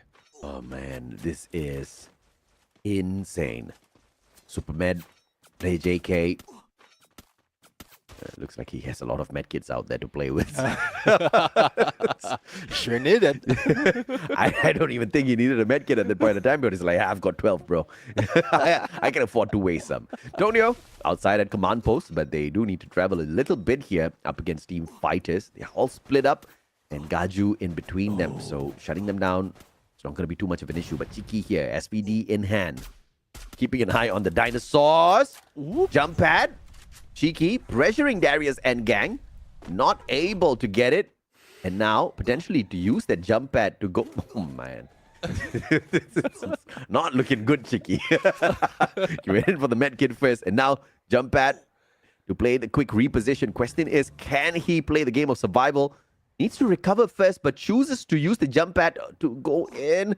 80 HP. Still going to be pressured by the circle. Holy mama. Man is lucky. Doesn't get shot down.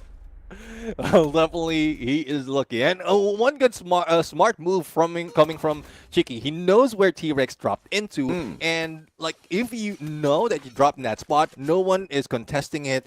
Just drop in somewhere close. Yeah. You know it's free. It's a full squad. You're, like, it seems like T-Rex is escorting Chiki to give him an opening. And he managed to bring back Hugo.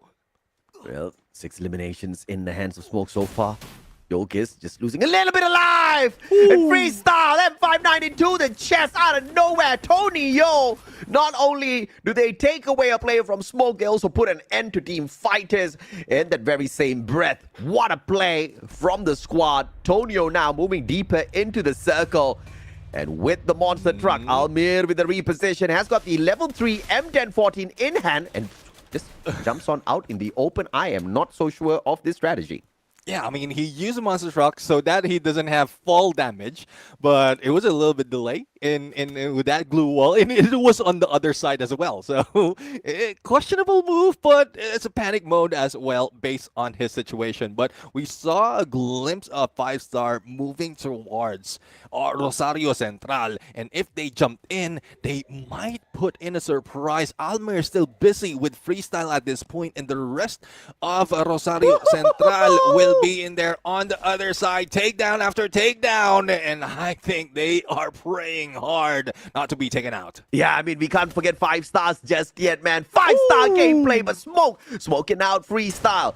Looking for yet another. Almir still alive and kicking here for the circle around. TF Esports eliminated in 7th.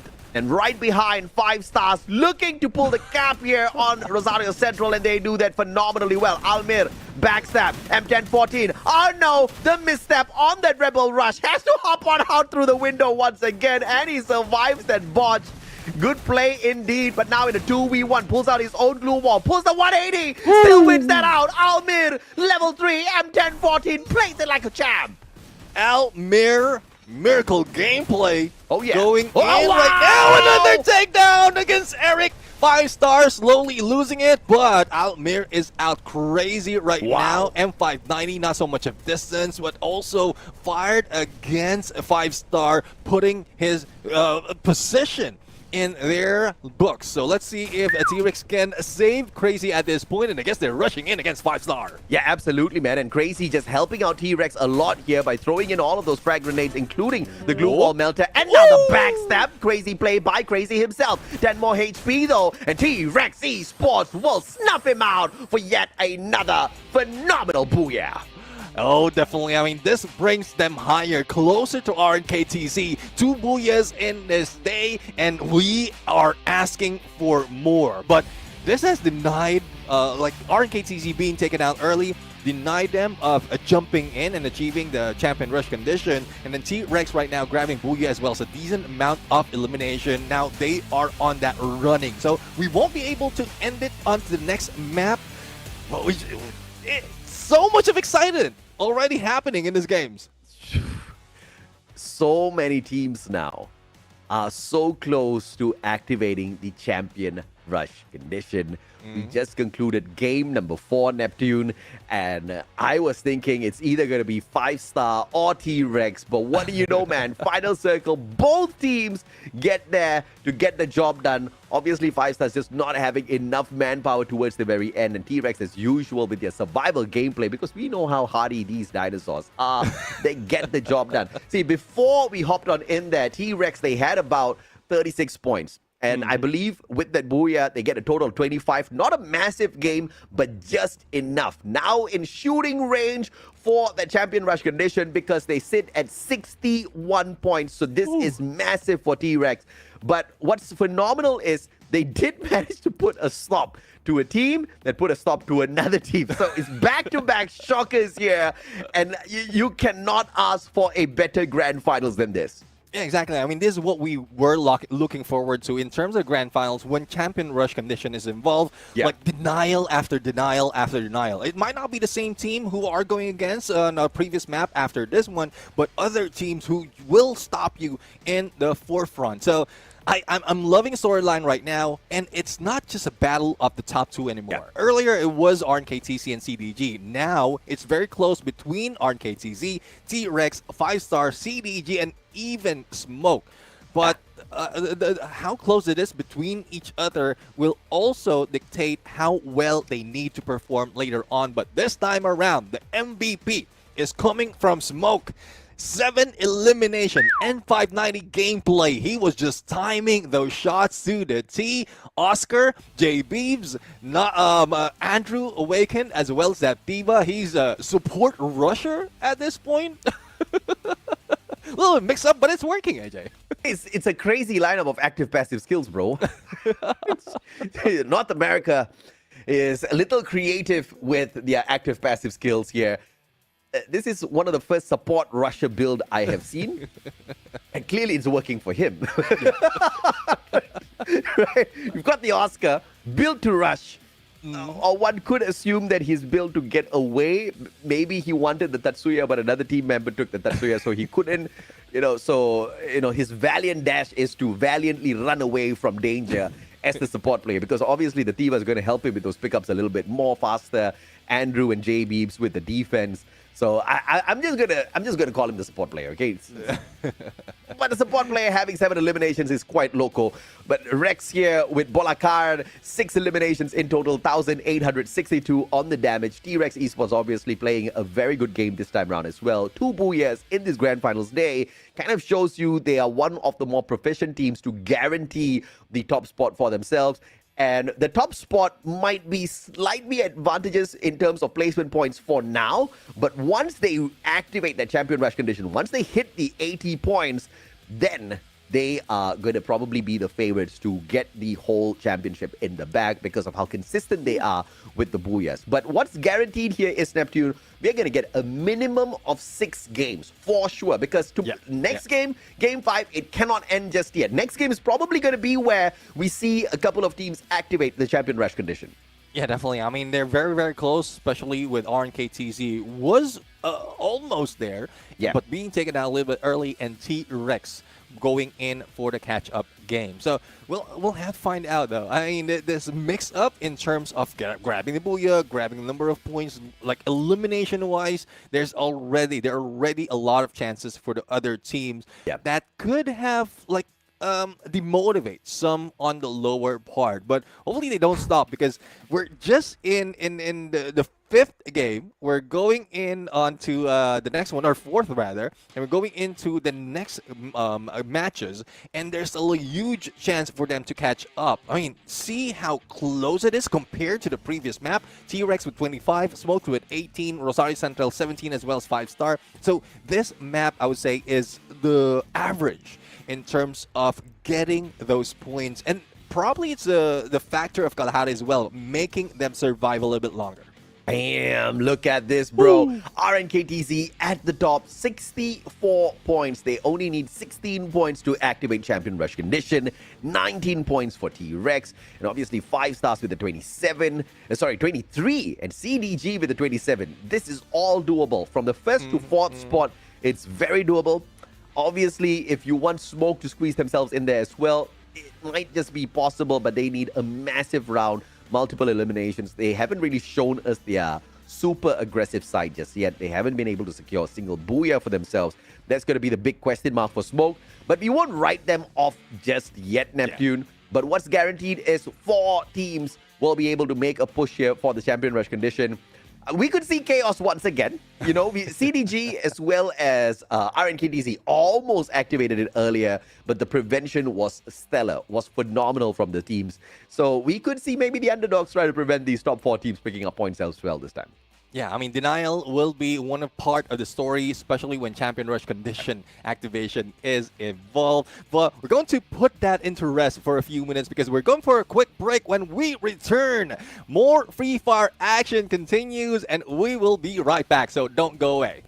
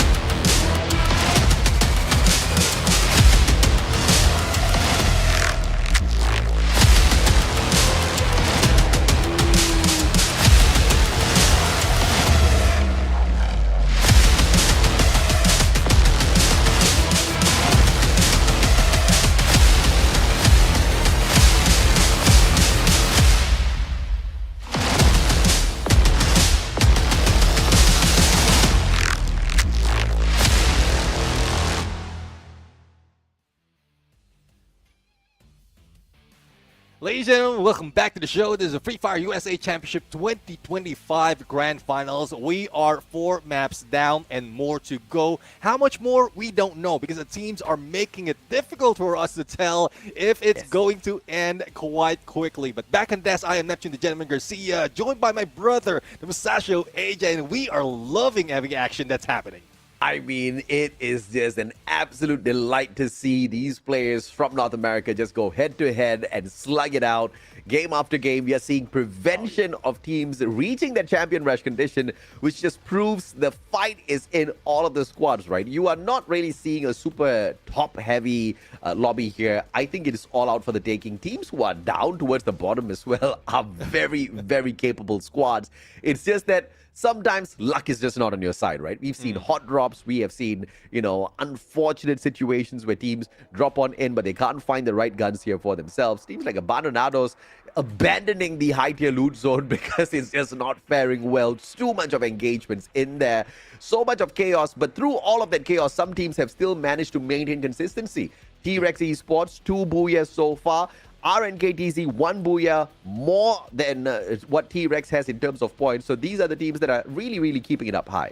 Yeah, but in terms of consistency, we are consistent with giving out the code right here. There's one thing that we would like to offer as a thank you for everyone who has been standing by, not only for those on YouTube, but also in the watch party in Dallas, Texas at Fault. Hopefully you are enjoying and putting this in on rewards.ff.garena.com, and make sure that you be fast because otherwise you will be losing out on a lot.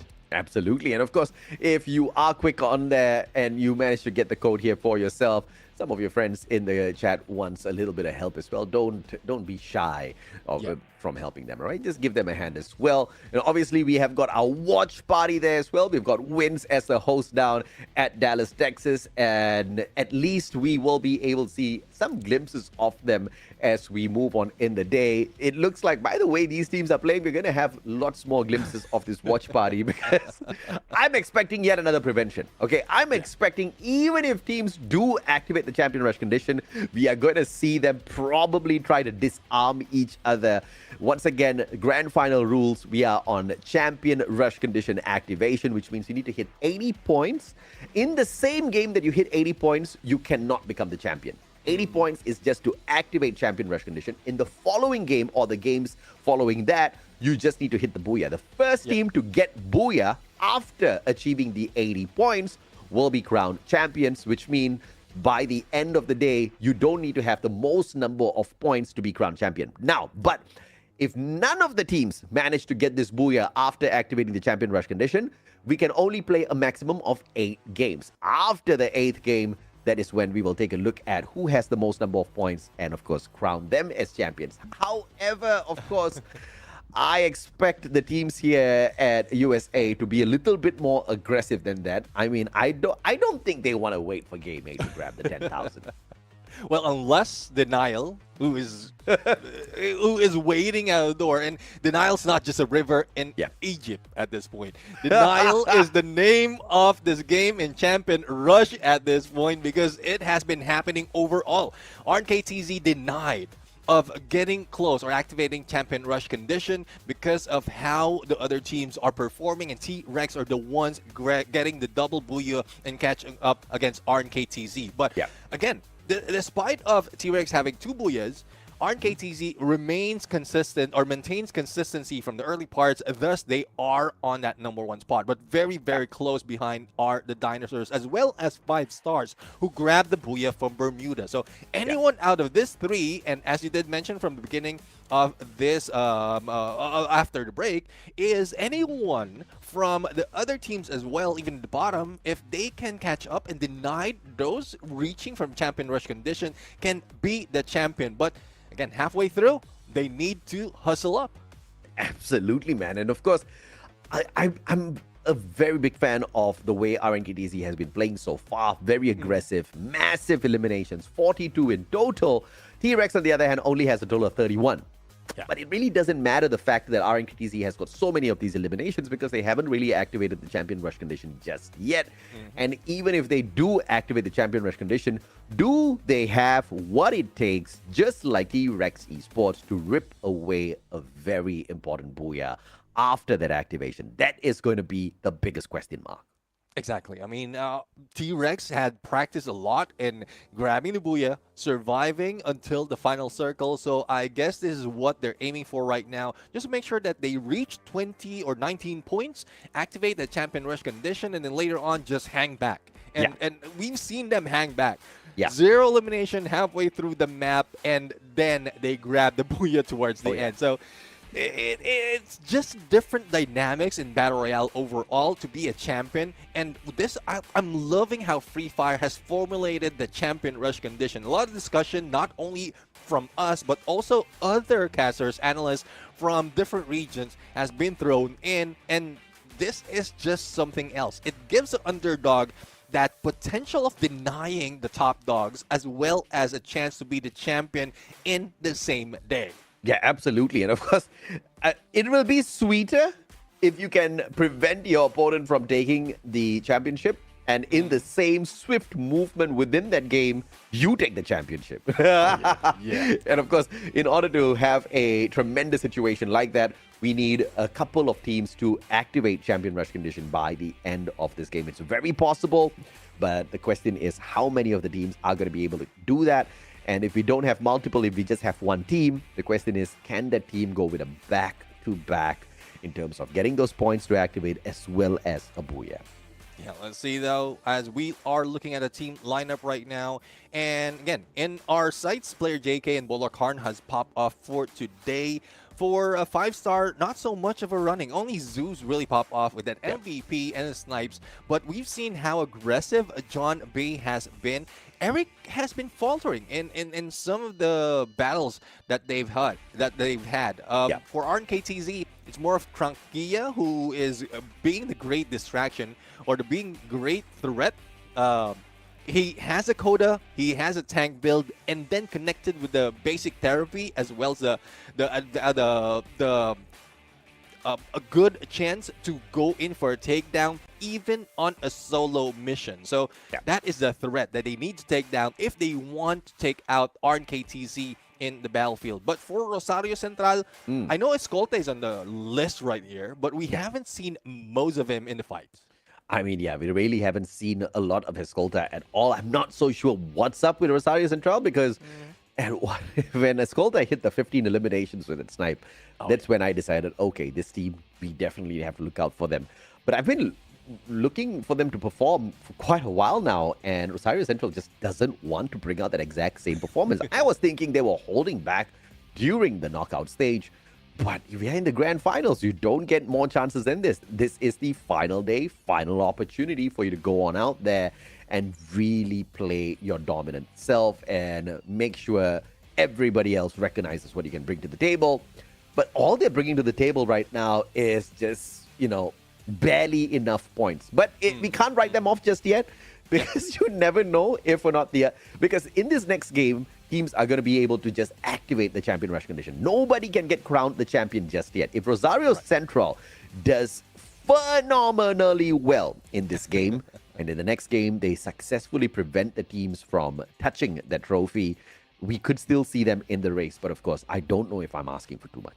Yeah, I mean, it might be too much because the condition is you need the top 4 teams like RNKTZ, T-Rex, 5-star, as well as CDG to be taken out early with 0 points. And then Rosario Central grabbing 27 points. That brings them to the number 1 spot, but not even on that champion rush condition. So it's 3 factors, 3 winning factors for Rosario Central to be able to get to like 1 step closer to being the champion. And it is getting tougher and tougher. Even teams like Tonyo, Team Fighters, Abandonados, TF Esports are bringing in the fight and preventing some of the teams to making all those points. But back into Bermuda, let's see if this is where we see those battle happening, because we are down to 10 teams remaining. So again, Motion Gang as well as CLG. I think, has dropped off out of the competition, and this is tough because it's very a few chances, or I mean, there's a lot of chances for them to increase their place as well as grab a piece of that prize pool. I'm not sure what team fighters are thinking of right now, dropping scattered all across Rimnam Village as well as super close towards Clock Tower. Smoke probably will be looking to smoke a couple of players from the side of fighters early on. Gaju way too close to Almir, and it looks like Almir has got an assault rifle in hand. RNK TZ on the other hand, straight on in for the high tier loot zone. But look at the opposite side. It's CDG and Abandonados. This time, not looking to abandon the high tier loot zone. And Trang here spots him. Plasma gun in the hands of Nino. There's going to be an early fight here, but it looks like it's just a single player from Abandonados venturing into this high tier loot zone.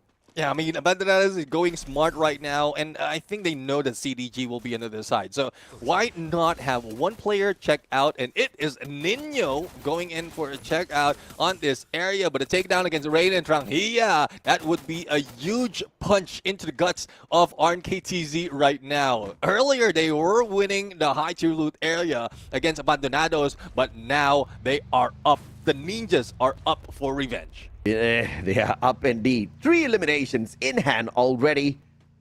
Unbelievable. And RNKTZ might just get prevented. They are sitting down at the #1 spot at this point of time.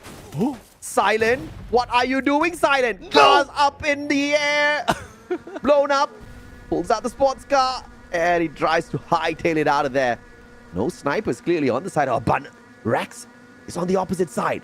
TF Esports in the house as well. Shout out to Tylee in the chat. Mendoza crew, Abandonados, Laligaru, and RNKTZ is not going to get caught out just yet. If anything, they might have just baited out the player from the side of Abandonados as well. TF Esports might just have a little bit of a say in this as Silence circles around, looking for a vending machine to bring back the rest of his team members. Cheeky, Bison in hand, about to get knocked. Goes to one for the spray down. And they trade each other out. Kang now all alone, but the man is broke. It is broke and broken. Indeed. Only one player for RKTZ, 0 elimination to their side, no confirmation as well, but a revive platform available for him. So the rest of the teams are quite far, so there's, despite of the queue that someone is using this platform, they are still safe. But for CDG going against Abandonados, it seems like Abandonados are at a loss at this point. We're going to get a glimpse of that later on in a few seconds. We are going to see a few players as well from RKTZ coming back. So CDG, 2 points already. Laligaru on the other side with that M82B might be able to take shots, but you don't want to risk it because you're going solo against a full squad of CDG. And of course, in the grand finals, it's not just about who walks away with the $10,000, not just about who becomes the champions of the competition overall, but we've got money for every single squad in here who have made it to the top 12. But the only big question is how much of this $30,000 prize pool do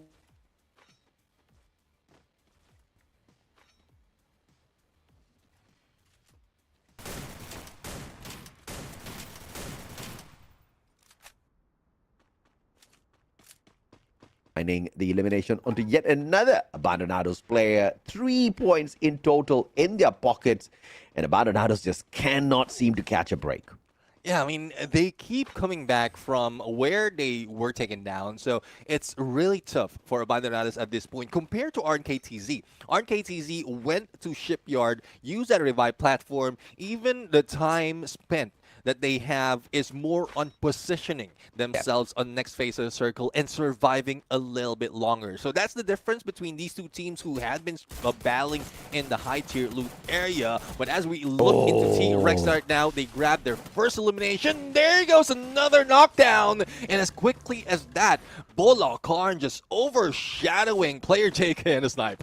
Yeah, Russo's like, I'm sure someone's going to come in here for the pickup. And they fly on in with the jump pad, but they find absolutely nothing. Tonio will be able to bring back a player from their side. So Clearly not very rich at this point of time. Need to pick up a few more coins off of the battlefield. But what a teamwork, what a team play overall from T-Rex Gaming. But only 2 eliminations in their hands at this point of time, though. Yeah.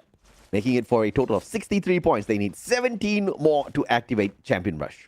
Yeah, a lot more needs to be done in terms of work, but well, we are an OG map, so I think if we look at it from the earlier perspective, we might be seeing another team or one team just rocking it with plenty of points. Yeah. Who will it be? We'll have to see, because it's more of survival and engagement after engagement that they need to work on. John B with that Bison missing those shots, and freestyle will be going down thanks to Eric on the other side with that throw gun. So 3 eliminations for 5-star. Lost Kenny in the process, but easily as that with 2K from John B, he can easily buy him back up. Yeah, absolutely. So not going to be too much of an issue here. Eric with the buyback onto Kenny. RNKTZ on the other hand, checking out the players of TF Esports. Will Ty Lee smile or will Ty Lee cry? It's all in the hands of RNKTZ at this point of time now. Yeah, let's see if he will if they will be able to take them down quite easily. But RNKTZ was in trouble. It seems like that might damage the morale at this point. Thus, they are trying to stay low. Doesn't want to go in early engagement, any engagement at this point. They just want to go for survivability, because that's an easy way for them to reach half of the point that they need to activate Champion Rush condition. So TF Esports, though they don't know this is TF Esports, RNKTZ are not risking it, but for smoke right now, they're slowly smoking Rosario Central. Yeah, Rosario Central, I did not know they were smokable, but it looks like the fire that they had within their hearts is finally starting to show a little bit of smoke, but the fire has disappeared. So overall, I have just got question marks about Rosario Central. I'm still waiting for them to make a solid comeback in here, but it's going to take way too many points to activate the Champion Rush condition for themselves. A total of 42 points required for Rosario Central. RNKTZ, on the other hand, on the recovery spree, trying here, Rain and Silent brought back in here by and Kang. And they look like they know exactly what they're doing here. Just taking their time, not really going in here for the rush. TF Esports might be able to fish them out a little bit too early if they rotate incorrectly. Let's see, though, if that is one thing that they can work with. And a simple question. How many rank points do you need to reach heroic in Battle Royale mode? That is up for our viewers out there. So hopefully you can put those answers on the chat, making sure that you are knowledgeable not only in terms of the teams playing, but also in the games in the game's knowledge perspective. So this also gives so much of insight on how well Free Fire is bringing importance to like the survivors who's just watching. So hopefully you put your answers to comment on the chat right there as we look at CDG Mao being brought down. Oh, Mao. Can Mendoza crew do anything? Hockey says no. M59 into the chest. Man could barely use his medkit. And TF Esports getting dragged on the ground here. CDG really couldn't care much about their feelings. They just flew on in there and busted them wide open. But TF Esports not down and out of this just yet. There's a vending machine for them to play around with. Question is, does the man have enough coins in his pocket to bring back the rest of his team members? At least one revival should be enough here. Chiki, what a Riptide Rhythm by that Skylar. But King will get sprayed down. Fantastically played. It is RNKTZ Silent from up top, getting those shots in the nick of time. Kylie smiling eye to ear right now. One of the players from TF has been saved by RKTZ, but Tonyo is in a battle outside of the blue. Second to third base, this will hurt Abandonados. Brian will be taken down right here. AM1887 from the hands of Freestyle. Switching over to the sniper. Let's see if he'll be able to use it. But for Nino, tough luck for him and the team. They will be taken out on 10th place, the last out of the 10 teams that's playing. Yeah, Abandonados abandoning their opportunity here to get close enough to activate the Champion Rush condition in that game number 6. Game 5 is going to leave them high and dry, so most probably Abandonados will not be able to pick away at that number 1 spot and walk away from the competition, 10,000 US dollars richer. But of course, they can walk away richer for sure in the overall grand scheme of things, as long as they do fairly well in this next match. But if you look at this next circle, Neb, nobody wants to get in a little bit too early. Rosario Central up against Team Smoke. Who gets to smoke the other one out as Palmer slowly bleeds out into Irvin, both down on the ground. Smoke out of nowhere. What? Whoa. Yo, Kiss. Yo, Kiss with some theatrical moves out there with the motorcycle. You gotta love that one, Neb. Oh, definitely. I mean, I was surprised. I'm going to use that. I'm going to do that in my next ranked game. But I'm pretty sure if I'm doing that, I will be taken out a little bit early, similar to what we're seeing for Kane. But did he have enough time to buy back teammates? But not only that, he managed to go in for a takedown against Crazy. And Smoke right now finishing off Rosario Central, denying them of a chance to reaching 80 points. I mean, Rosario Central being prevented from reaching 80 is no surprise. 5 stars being prevented. That is a huge shocker. And who other than the raging dinosaurs who have woken up in the competition? 2 booyahs in hand so far. And they are the ones bringing out the 5-star gameplay. Yeah, again, I mean, this is just great gameplay indeed. 5-star losing out, and it is from Team Fighters. And, well, it's not just a question of who's going to grab the booyah, but also how many points do you need to reach heroic in Battle Royale mode? That is a question for everyone right here. Hopefully you put in the answer on the chat right now, because a lot of questions are being told. And let's see if anyone like T-Rex can give us an answer if they can activate Champion Rush. Yeah, absolutely, man. And it's just insane, man. 6 more teams left on in here. T-Rex looking for the jugular. 16 points required for RNKTZ. And obviously, that is still very much possible. They've got a survivor in the name of Nkang and Rain. Just have to keep their heads down, though, because Smoke and T-Rex have got them at a shootable distance, and they have to hope and pray that somebody distracts T-Rex so they can rotate in there in some way or other. I mean, it's tough, though. I mean, the next phase of the circle is open area, open ground, so they need to save up the glue wall, and Lopez is not doing that. He needs to survive this fight. He goes down against Talent and will be eliminated, and that is what CDG is doing right now, trying to survive a little bit longer. 9 to their buckets already, and they're going in onto the next phase of the circle where 3 teams are waiting. Can they get the impossible done here? T-Rex going in for the 3rd booyah of the day here at the Grand Finals. They've shown us 4 in a day. Very much possible. And Bolahan from afar, freestyle, crawling around on the ground. But of course, they're not going to be able to get the elimination so easily. Uso X shutting down Rain. RNKTZ under pressure. This is going to be a big wipeout here for the T-Rex squad. If they can get RNKTZ down on their knees, but using the terrain to their advantage, and a quick reposition keeps RNKTZ in the run. I mean, RNKTZ has been holding on to that tower for a long run, just save up on the resources for what is up in front of them. But Team Fighters will be taken down in there by T-Rex. CDG almost loses one of their players, and now the shift to the circle, just denying everyone of great position. Still in the open, but away from everyone else. CDG can still activate Champion Rush condition, especially with the 12 points in their pockets already. They were standing at 53 the last time we checked on in with them. They need a total of 27. Very much doable. T-Rex, on the other hand, looking for the jugular here. RNKTZ, player after player, they shut down, eliminating RNKTZ, preventing them from picking up this Champion Rush condition in this match. And it is now a fight between 3 teams who can definitely activate it in this match.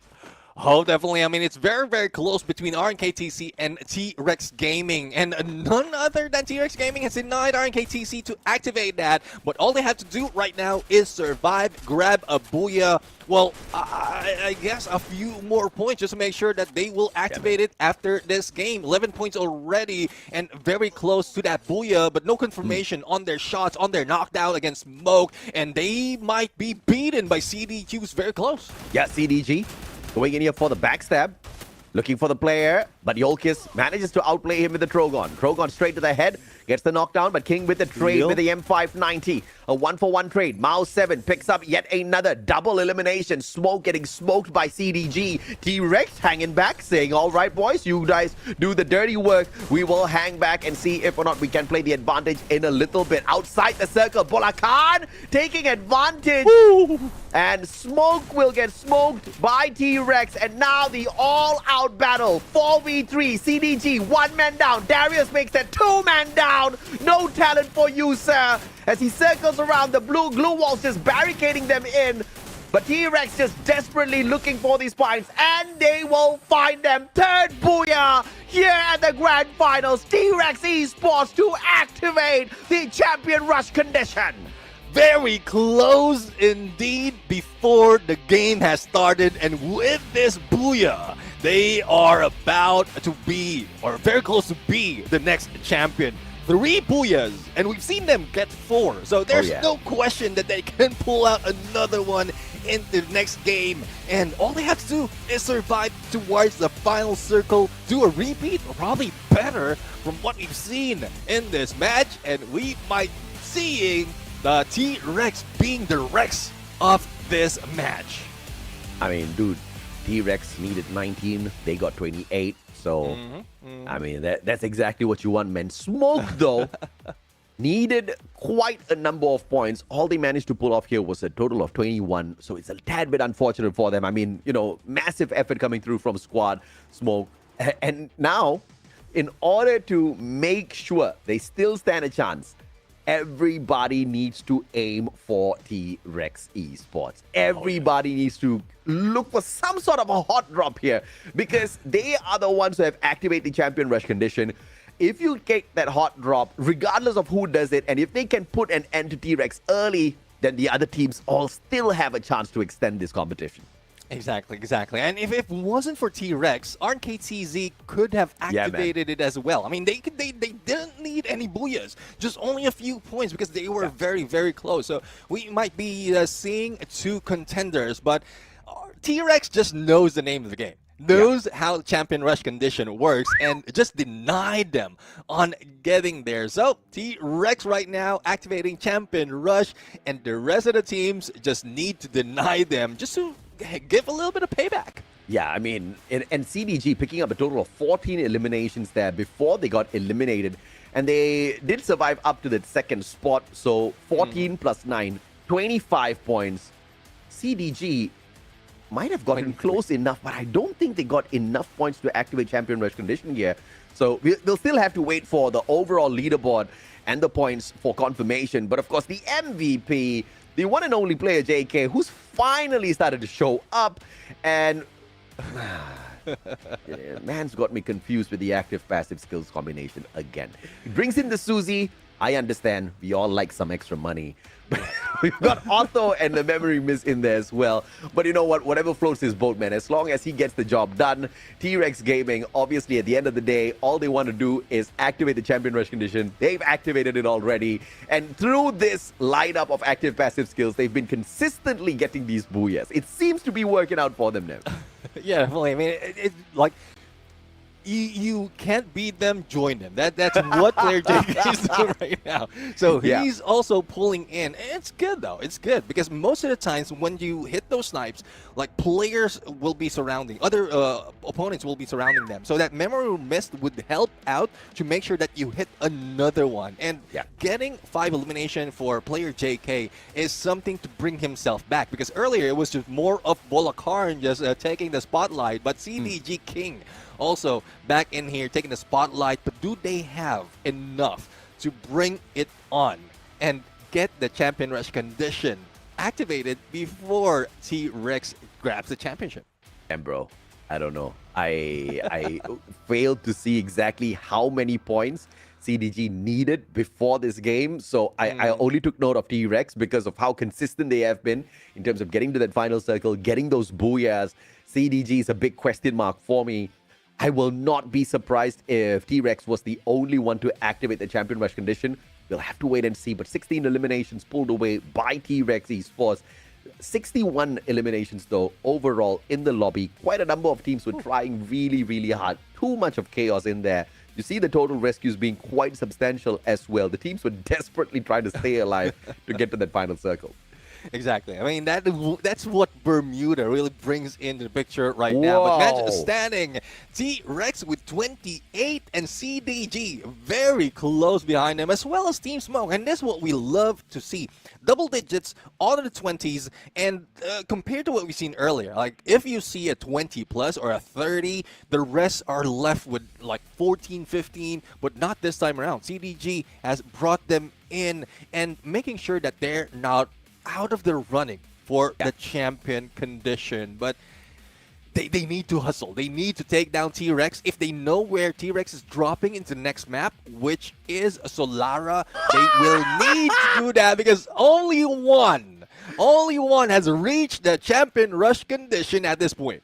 Damn, bro. If it wasn't for T-Rex, you're right. RNKTZ would have activated this already. CDG not having enough eliminations here to activate the Champion Rush condition for themselves. If they did manage to wipe the floor with T-Rex, though, they could have successfully done that. But, of course, T-Rex Gaming a tad bit too consistent with their capability out there. But this is where the true test comes in. Yes, because, yes, you've activated Champion Rush, but now you're so nervous because you know your target is the booyah. You know you're so close to the prize. And this is where teams make the mistake of playing a little safer. They change their play style and they mess up that opportunity. We've seen that too many times in the other circuits. Is it going to happen here at the USA Championship as well? We'll have to wait and see. T-Rex Gaming, I hope they've watched enough of the other regions' broadcasts to make sure they don't make the exact same mistake. But of course, for you guys, we've got yet another code coming up.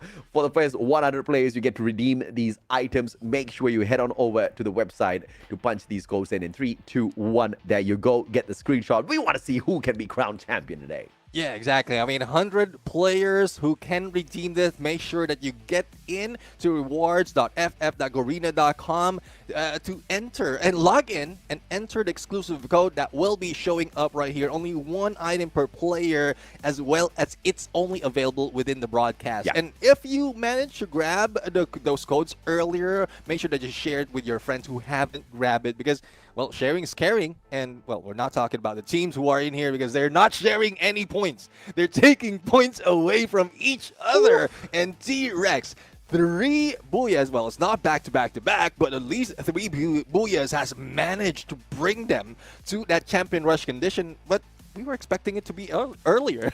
So, well, it's about time. Well, I have seen 4 booyahs from dinosaurs in a day. This one, like you said, is not back-to-back-to-back, but it is not too far from our usual expectations. T-Rex once again delivering out there. But like we said, this is where the true pressure is. When you know you're so close to the championship, this is where mistakes are made. This is where, you know, they start to get a little bit nervous. They start to play a little safe. Someone makes a wrong call. Someone makes a bad decision. A little bit of infighting. This is where we get to see what their chemistry and their teamwork is like as well. How well they kind of jive together, getting to that final circle. And of course, some of the other teams are going to be looking for revenge as well. Now we are heading on into Solara. Bro, T-Rex is the best at Solara. They have got a total of 3 booyahs here. The most consistent team at Solara is T-Rex Gaming. Yeah. I don't know how these other teams are going to prevent these dinosaurs. You sure as hell need to hot drop them. 3 teams need to hot drop the dinosaurs. Something crazy needs to happen in order to extend this game a little bit further, Nep. Yeah, but out of the conditions that you mentioned, that would be the downfall of T-Rex. Yeah. Like being nervous, especially like drinking coffee, would be out of the picture.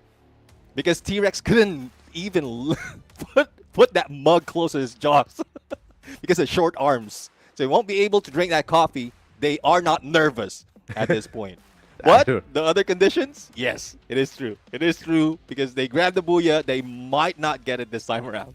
Yeah, absolutely, man. And I don't know how the other teams are going to find the prevention here, but oh my, look at the flight path as well, Neptune. Skewed towards the Windmill. left, waterfall all the way down, and many teams will fall, all thanks to this flight path. Windmill will be the target for T-Rex right now, and no one is hot dropping them, even halfway through from Riders Club to Windmill. It is just CDG who's dropping in very, very close, but they're targeting a different team or a different location, which is Funfair, and Abandonados tried to get away from the high-tier loot area, thinking that RNKTZ will be there, but they my were God. outsmarted. They were, I would say, they were fooled into getting away from there, but they have a good chance against CDG right now. Oh, Abandonados are about to wreck the hopes of CDG. If they can take them down early here, CDG is so damn close to activating Champion Rush. Can you imagine if they get wiped out here early at Funfair? It would not be so fun for the squad. Yeah, and if it is Abandonados will be taken out, that would be Tough Luck.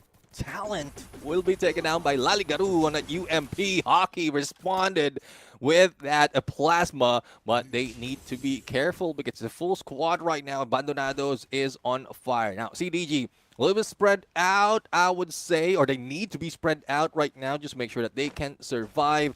And let's see if Abandonados can outsmart it at this point. Hockey has been spotted already. VSK in the hands of Rax, but he will not be peeking another time around. Nakota has been popped just to make sure he has those shots. XM8 from Brian taking down Hockey, as well as Mao 7. And it seems like trouble is spurring right now. It's only King remaining for CDG. So Abandonados grabbing 3 already at this point. And on the other side, Tonyo doing a number against Smoke. Ooh. And let's see if they can continue this on, because Tonyo is a team that needs to move up, not for the Champion Rush condition, but to make sure that they get a bigger piece of the pie. Ooh, CDG.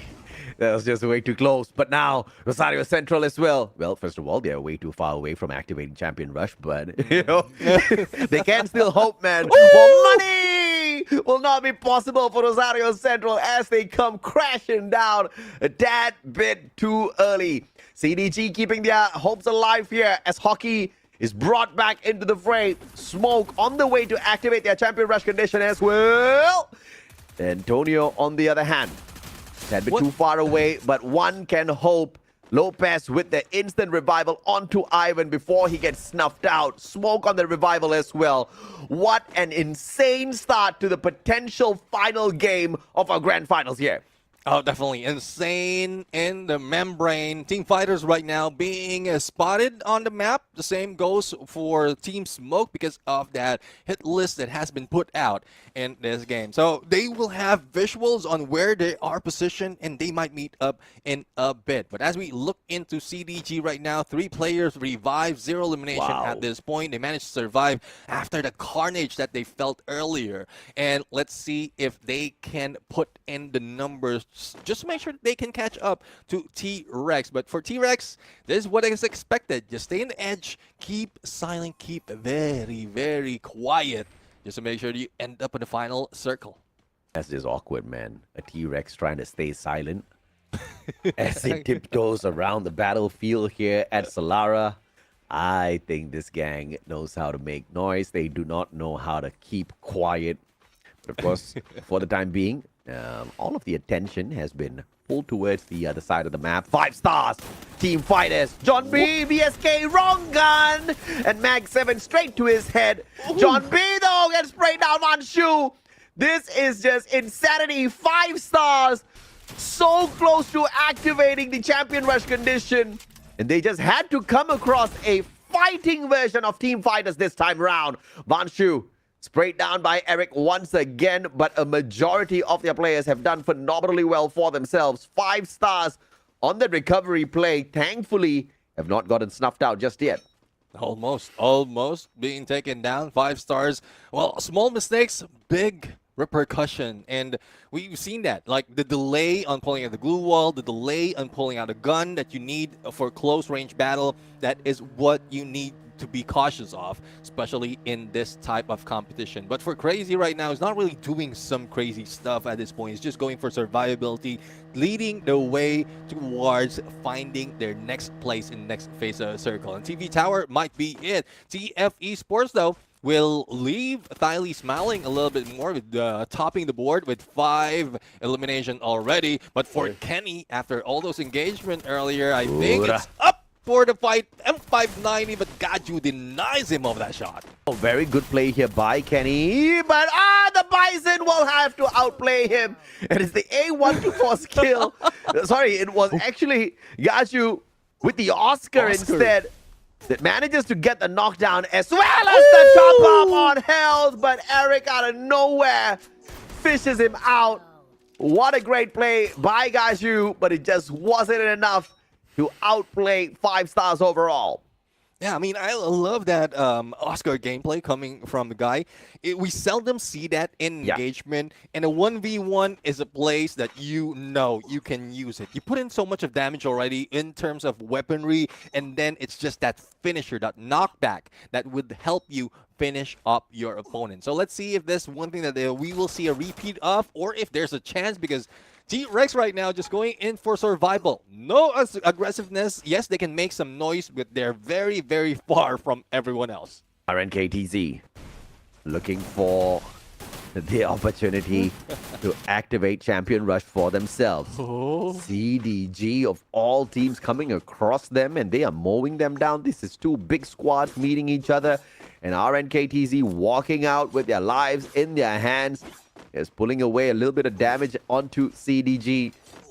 But the question is, can they stop the dinosaurs? Because it matters not what they do in this match. Because they're so close to activating Champion Rush condition. I mean, RNKTZ literally needs 7 points. They just need to get to the final circle, and that's job done already. But the more important thing is snuffing out the dinosaurs, Neptune. Yeah, definitely. I mean, they need to survive longer, just in case T-Rex is playing for survivability, and then towards the final circle, that's where they take them down. Unless they can spot him earlier on, but knowing how the format works, if you have plenty of data, plenty of information, you can find out what rotation is being taken by the team of T-Rex. But right now, they don't have any idea who they're facing against with. So the best thing that they can do is whoever's in front, take them down. And that is the best way to deny T-Rex of that booyah. But there's a lot of risk, especially of how close RNKTZ is to activating that Champion Rush condition. Ooh, freestyle. Almir finding one, but Tonio with the instant trade right back out. Smoke Crazy. Not even spotting Antonio from up top, but a good glue wall pulled out, and Crazy straight down. This time around, Almir returning the favor by picking him up. Tonio almost got the clip on him again. P90. And it looks like on the revival, all thanks to the P90 in hand, that he returns back in here. He's playing out this crazy fight. Antonio now spots out Almir running out in the open towards him. Gets the cap. But of course, that little bit of distraction allows Crazy to hop on back in there, but a little bit more pressure coming through from the squad of Tonio. Revival pulled back in before he gets a tad bit more Crazy once again up against the rest of the Tonio squad. Now seeing why Tonio is named after the team, because of how well he played it on at 1v2, and he managed to get 1 elimination. But Lopez has been knocked down and taken out as well. Freestyle almost blocking himself on a stair with a glue wall, leaving Ivan behind. And this is what will happen. You play with smoke, you deal with the fire, and smoke right now bringing that against Tonio. I don't think the saying goes that way, but I'll take that's my saying. That's my own saying. You just came up with that one. Of course. RNKTZ, though, making good work of Abandonados, making sure they don't get anywhere close towards that Champion Rush condition, as well as finding more money for themselves. Out in 9th, and no possible way to pick up more points to overtake teams like Tonio as well as 5 stars. Speaking of 5 stars, Eric finding Wanshu. Team Fighters are still alive and kicking, and they are slightly ahead of Team Abandonados overall on the leaderboard. 5 stars, Gaju, 3v1. And Gaju surviving long enough. Finally hit down to the ground, and my goodness me, they've got the numbers here. But Team Fighters, back to back, are putting up a strong fight up against 5 stars. Riptide Rhythm breaking down their defenses, and a double trade coming on through. And Vanshu is back, but as we look at the map right now, it's RNKTZ going against T-Rex. Prevention might be happening right now, but it is not against T-Rex. It's against RNKTZ. Back-to-back engagement. Back and forth we go, and RNKTZ will be taken out on 8th place. The chance of being denied has been taken out, but one thing is for sure. RNKTZ, after this map, will be reaching the champion rush condition. That is, if T-Rex will be taken out as well before they grab Booyah. My God, they got lucky only because 2 teams did not join the lobby. That's insane, Neptune. Because imagine if we had 12 squads and RNKTZ lost their life there the way they did, they would only get 1 placement point. And that would only mean that they missed out on Champion Rush by 1 point. CDG eliminated as well. CDG only needed 4 points, but both of these squads, I believe, have managed to activate Champion Rush condition for themselves already. A little bit of Naruto out here as well. As Kakashi Sensei is trying to hide away from the 5-star squad who are made up of sausages. Tung tung tung tung sahur. I hate this skin.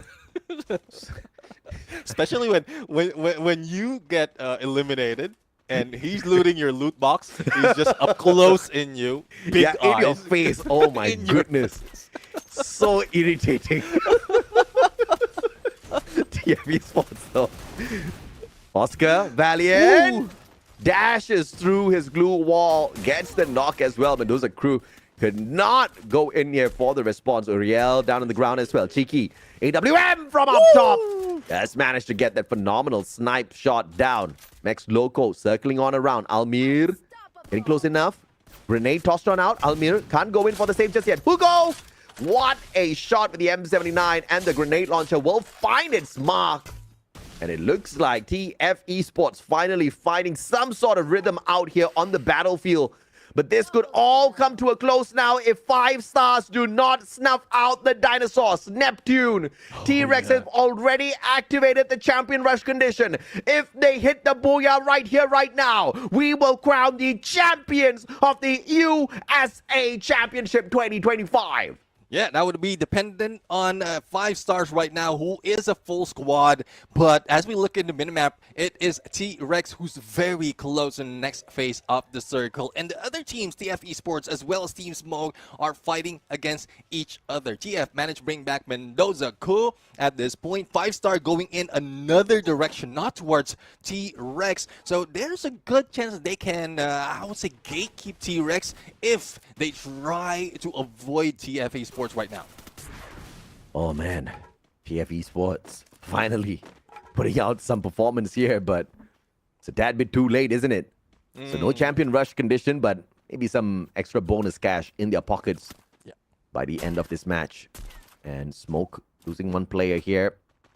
5 stars. They have not activated champion rush condition for themselves. But if they do not get the booyah, T-Rex walks away with $10,000 and the championship. 5 stars, not just fighting for themselves right now. They are fighting for the whole damn lobby to keep this competition here alive at the grand finals. Can they get it done? 14 eliminations strong. They've got the loot to get it done, even up against these big dinosaurs. Yeah, let's see. Let's see. I mean, it is just time. 5 stars need not to rush and just get close to be able to backstab a T-Rex. But no, they fired against TF Esports. That gives information to T-Rex right now that someone is in front of them. And then they can fire back against TF Esports, increase the numbers, increase the odds of them getting this booyah. So let's see if T-Rex will remain silent, keep TF Esports as well as 5 stars battling, and then just eat out on the scraps. This is opportunity, and T-Rex Luso X grows up from afar, getting those knockdowns, and 5 stars is hitting on the wrong squad here. TF Esports could have given them a huge advantage if they had just flanked around from that left-hand side. And now, Zeus, VSK in hand, has an opportunity, but he goes up against player JK. TF Esports not gonna be able to do much here with Hugo and the P90 from afar. Needs a different gun. He has a chunk of his health taken away. But a flat-on 4v4 between T-Rex as well as 5 stars to decide if or not this competition continues on for another match, or we bring it to an end right here, right now, and we crown the champions. 5 stars, 15 eliminations strong, looking for the dinosaurs. Grenade tossed on out. No Riptide Rhythm to break down their defenses, and T-Rex not wanting to play an aggressive game, looking for the circle instead. Yeah, I mean, I love the shift to the circle. It has been turned around. Earlier, it was favoring 5 stars. Now it's favoring T-Rex. And because of how well T-Rex managed to survive and remain silent, they've saved up on so much of those resources. That could be the advantage that they have, not only the firepower against 5 stars. So the bus right now, it's not moving. The wheels of the bus goes round and round, but not this time around. T-Rex tries to put so much of damage, pushes 5 star on the flank, but they need to push as well as they are distracted by TF. And it looks like TF Esports, the final player, Hugo, is putting on the pressure on 5 stars here, tossing in whatever glue wall melters he's got left in his bag. Up against them, Kenny tanking the damage from the deep freeze. Making sure he gets that health topped right back up, and the frag grenade will miss them by a mile. Darius looking to drop the trip mine down onto the ground as well, expecting 5 stars to rotate around that bus. That is going to be deadly. If someone trips on the trip mine, it's going to be a massive one for T-Rex to take advantage of. Oh, definitely. I mean, that is 1 Q already. FGL, well, expecting that 5 stars already move in, but this is it. Player JK for the flank. Takedown on Hugo will be needed, but it will give his position to 5 star. It's a good distraction right now for the rest of the teams, but Zeus almost taken down with only a few HP remaining. Blue wall being pulled out, backs away to Bass. Zeus getting away.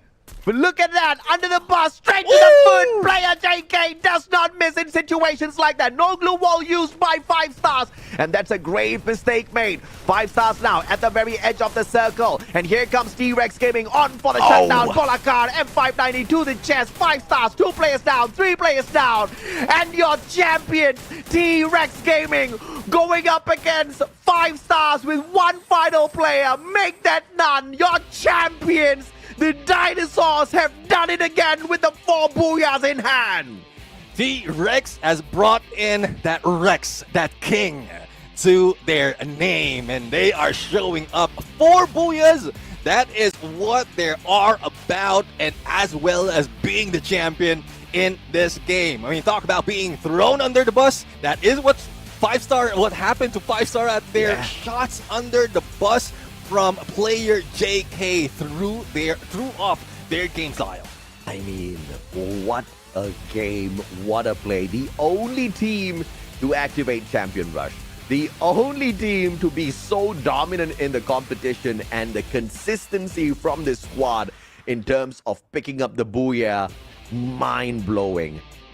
And today, they complete the run with a total of 4 booyahs again.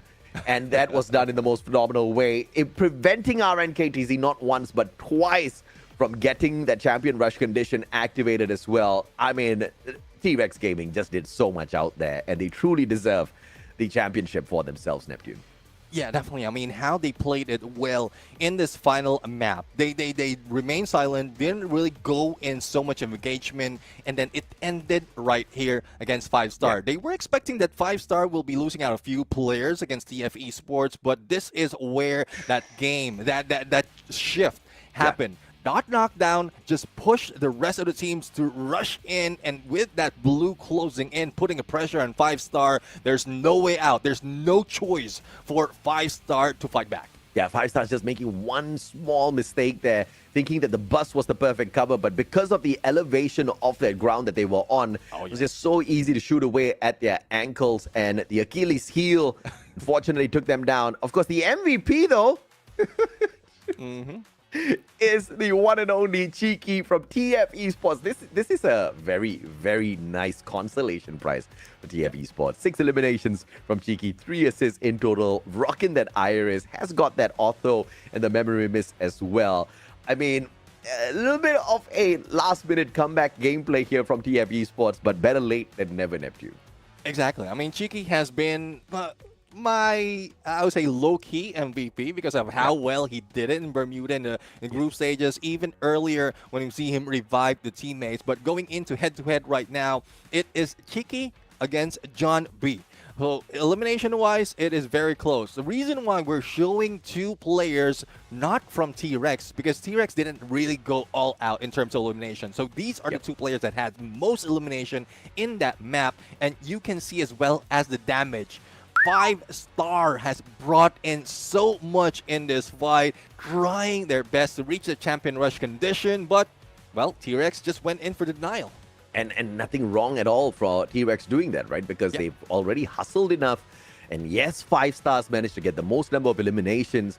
But this is what we mean. It's not about those numbers in these matches. It's about the proficiency of getting the champion rush condition activated. And then later on, getting that booyah, which is so very much important. 5 stars, they do get the highlights here for themselves. But let's take a look at the overall stats. A total of 5 teams managed to activate the champion rush condition. By the time the 4 teams caught up with T-Rex to activate the champion rush condition, T-Rex had already taken the champion rush and brought home the championship for themselves. What a phenomenal finisher here for them. Yeah, exactly. I mean, if teams really want to prevent T-Rex from grabbing that champion rush condition, they could have dropped into Windmill a little bit early. 3 teams, as you did call out, can drop in close to Windmill, like just gatekeep them overall, and this couldn't have happened this soon. But, well, it is what it is right now. This is how you play the game. This is how T-Rex maintain their dominance, not only in the jungles, not only in the Jurassic ages, but also in the present where Free Fire has been brought back to USA for the USC 2025. Oh my goodness. I mean, we can't say that, you know, this was not predicted. Many people, many fans out there were very confident that T-Rex Esports was going to be able to get this job done from the very start. And the consistency has been mind-blowing, I have to say. From the group stage to the knockout stage, T-Rex have always shown up, and they've shown up strong. I still remember from the group stage, I mean, out of nowhere, on day 2, 4 booyahs out of 4 games played. That's when we thought, okay, all right, this squad, they are not messing around. Because day 1, their performance was, you know, not just shabby, but they just really were not impressive at all. But on day 2, they showed exactly who's boss, and they did that once again here at the grand finals. I can't wait to have a word with them. We most definitely, or we may have an interview with the squad in a bit, Neptune. Yeah, definitely. I mean, this is one thing that we're looking forward to, like hearing the mindset, because we've done a lot of interviews in different regions, different broadcasts, and we heard the mindset of the team. This brings the picture in a bigger perspective, in a better perspective for us, because right now we're just seeing their movements in game, the numbers that has been shown up, but we don't know about the specific struggles that the team has, the amount of effort that they have put in. You did point out that on the second day in the group stages, that's where they put out like 4 booyahs. But the first day was a struggle for the team. So was it just a test? Was it just testing the waters? Or do they have something else in mind? That's one thing that we want to hear, not only from T-Rex, but also the other teams that played in FFUSC. Absolutely, man. Of course, we've got one final giveaway for you guys here as well. Sorry for tricking you guys a tad bit earlier. And of course, in 3, 2, 1, grab the screenshot. We hope you get the items that you're looking for. Only the first 100 players get to redeem these items. 1 item per player, and the items are only available during the broadcast, so you have to get it redeemed before we end the stream. And as usual, head on over to reward.ff.garena.com in order to be able to punch in that code and get your item in the game.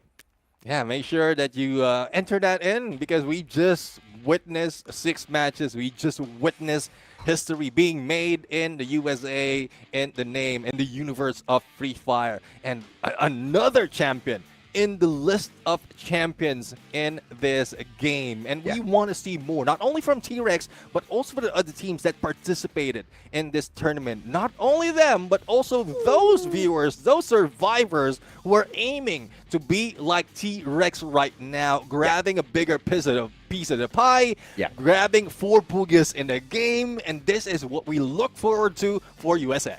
Yeah, if you are passionate about Free Fire, if you have a good squad that you run on a couple of BR games out there, if you're part of an esports organization, just make sure you sign up for the next edition, the next season, because I think T-Rex needs a little bit of competition. I think they are begging for some competition out there, right? No one has been able to match up to their quality. If you think that you and your team can outclass them, then we would love to see you in the upcoming season. Make sure you get your squad qualified and make a run for this money that we have got on the table. $30,000 has been given up today, and obviously T-Rex taking the biggest chunk of them all, $10,000. But we would love to see some of the competitors out there step on in and try to snatch away this prize pool from them in the future as well. Once again, 10K for T-Rex, but everybody here at the Grand Finals walks away with something.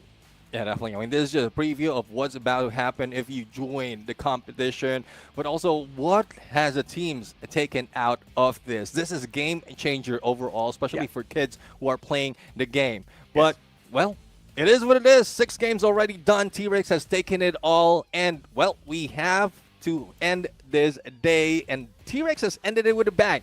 So AJ and I will thank you. In those on the watch party in Dallas, Texas, thank you for standing by with us. Those viewers, survivors on the chat and YouTube, thank you very much. We have to bid you goodbye and good night. Let's battle in style.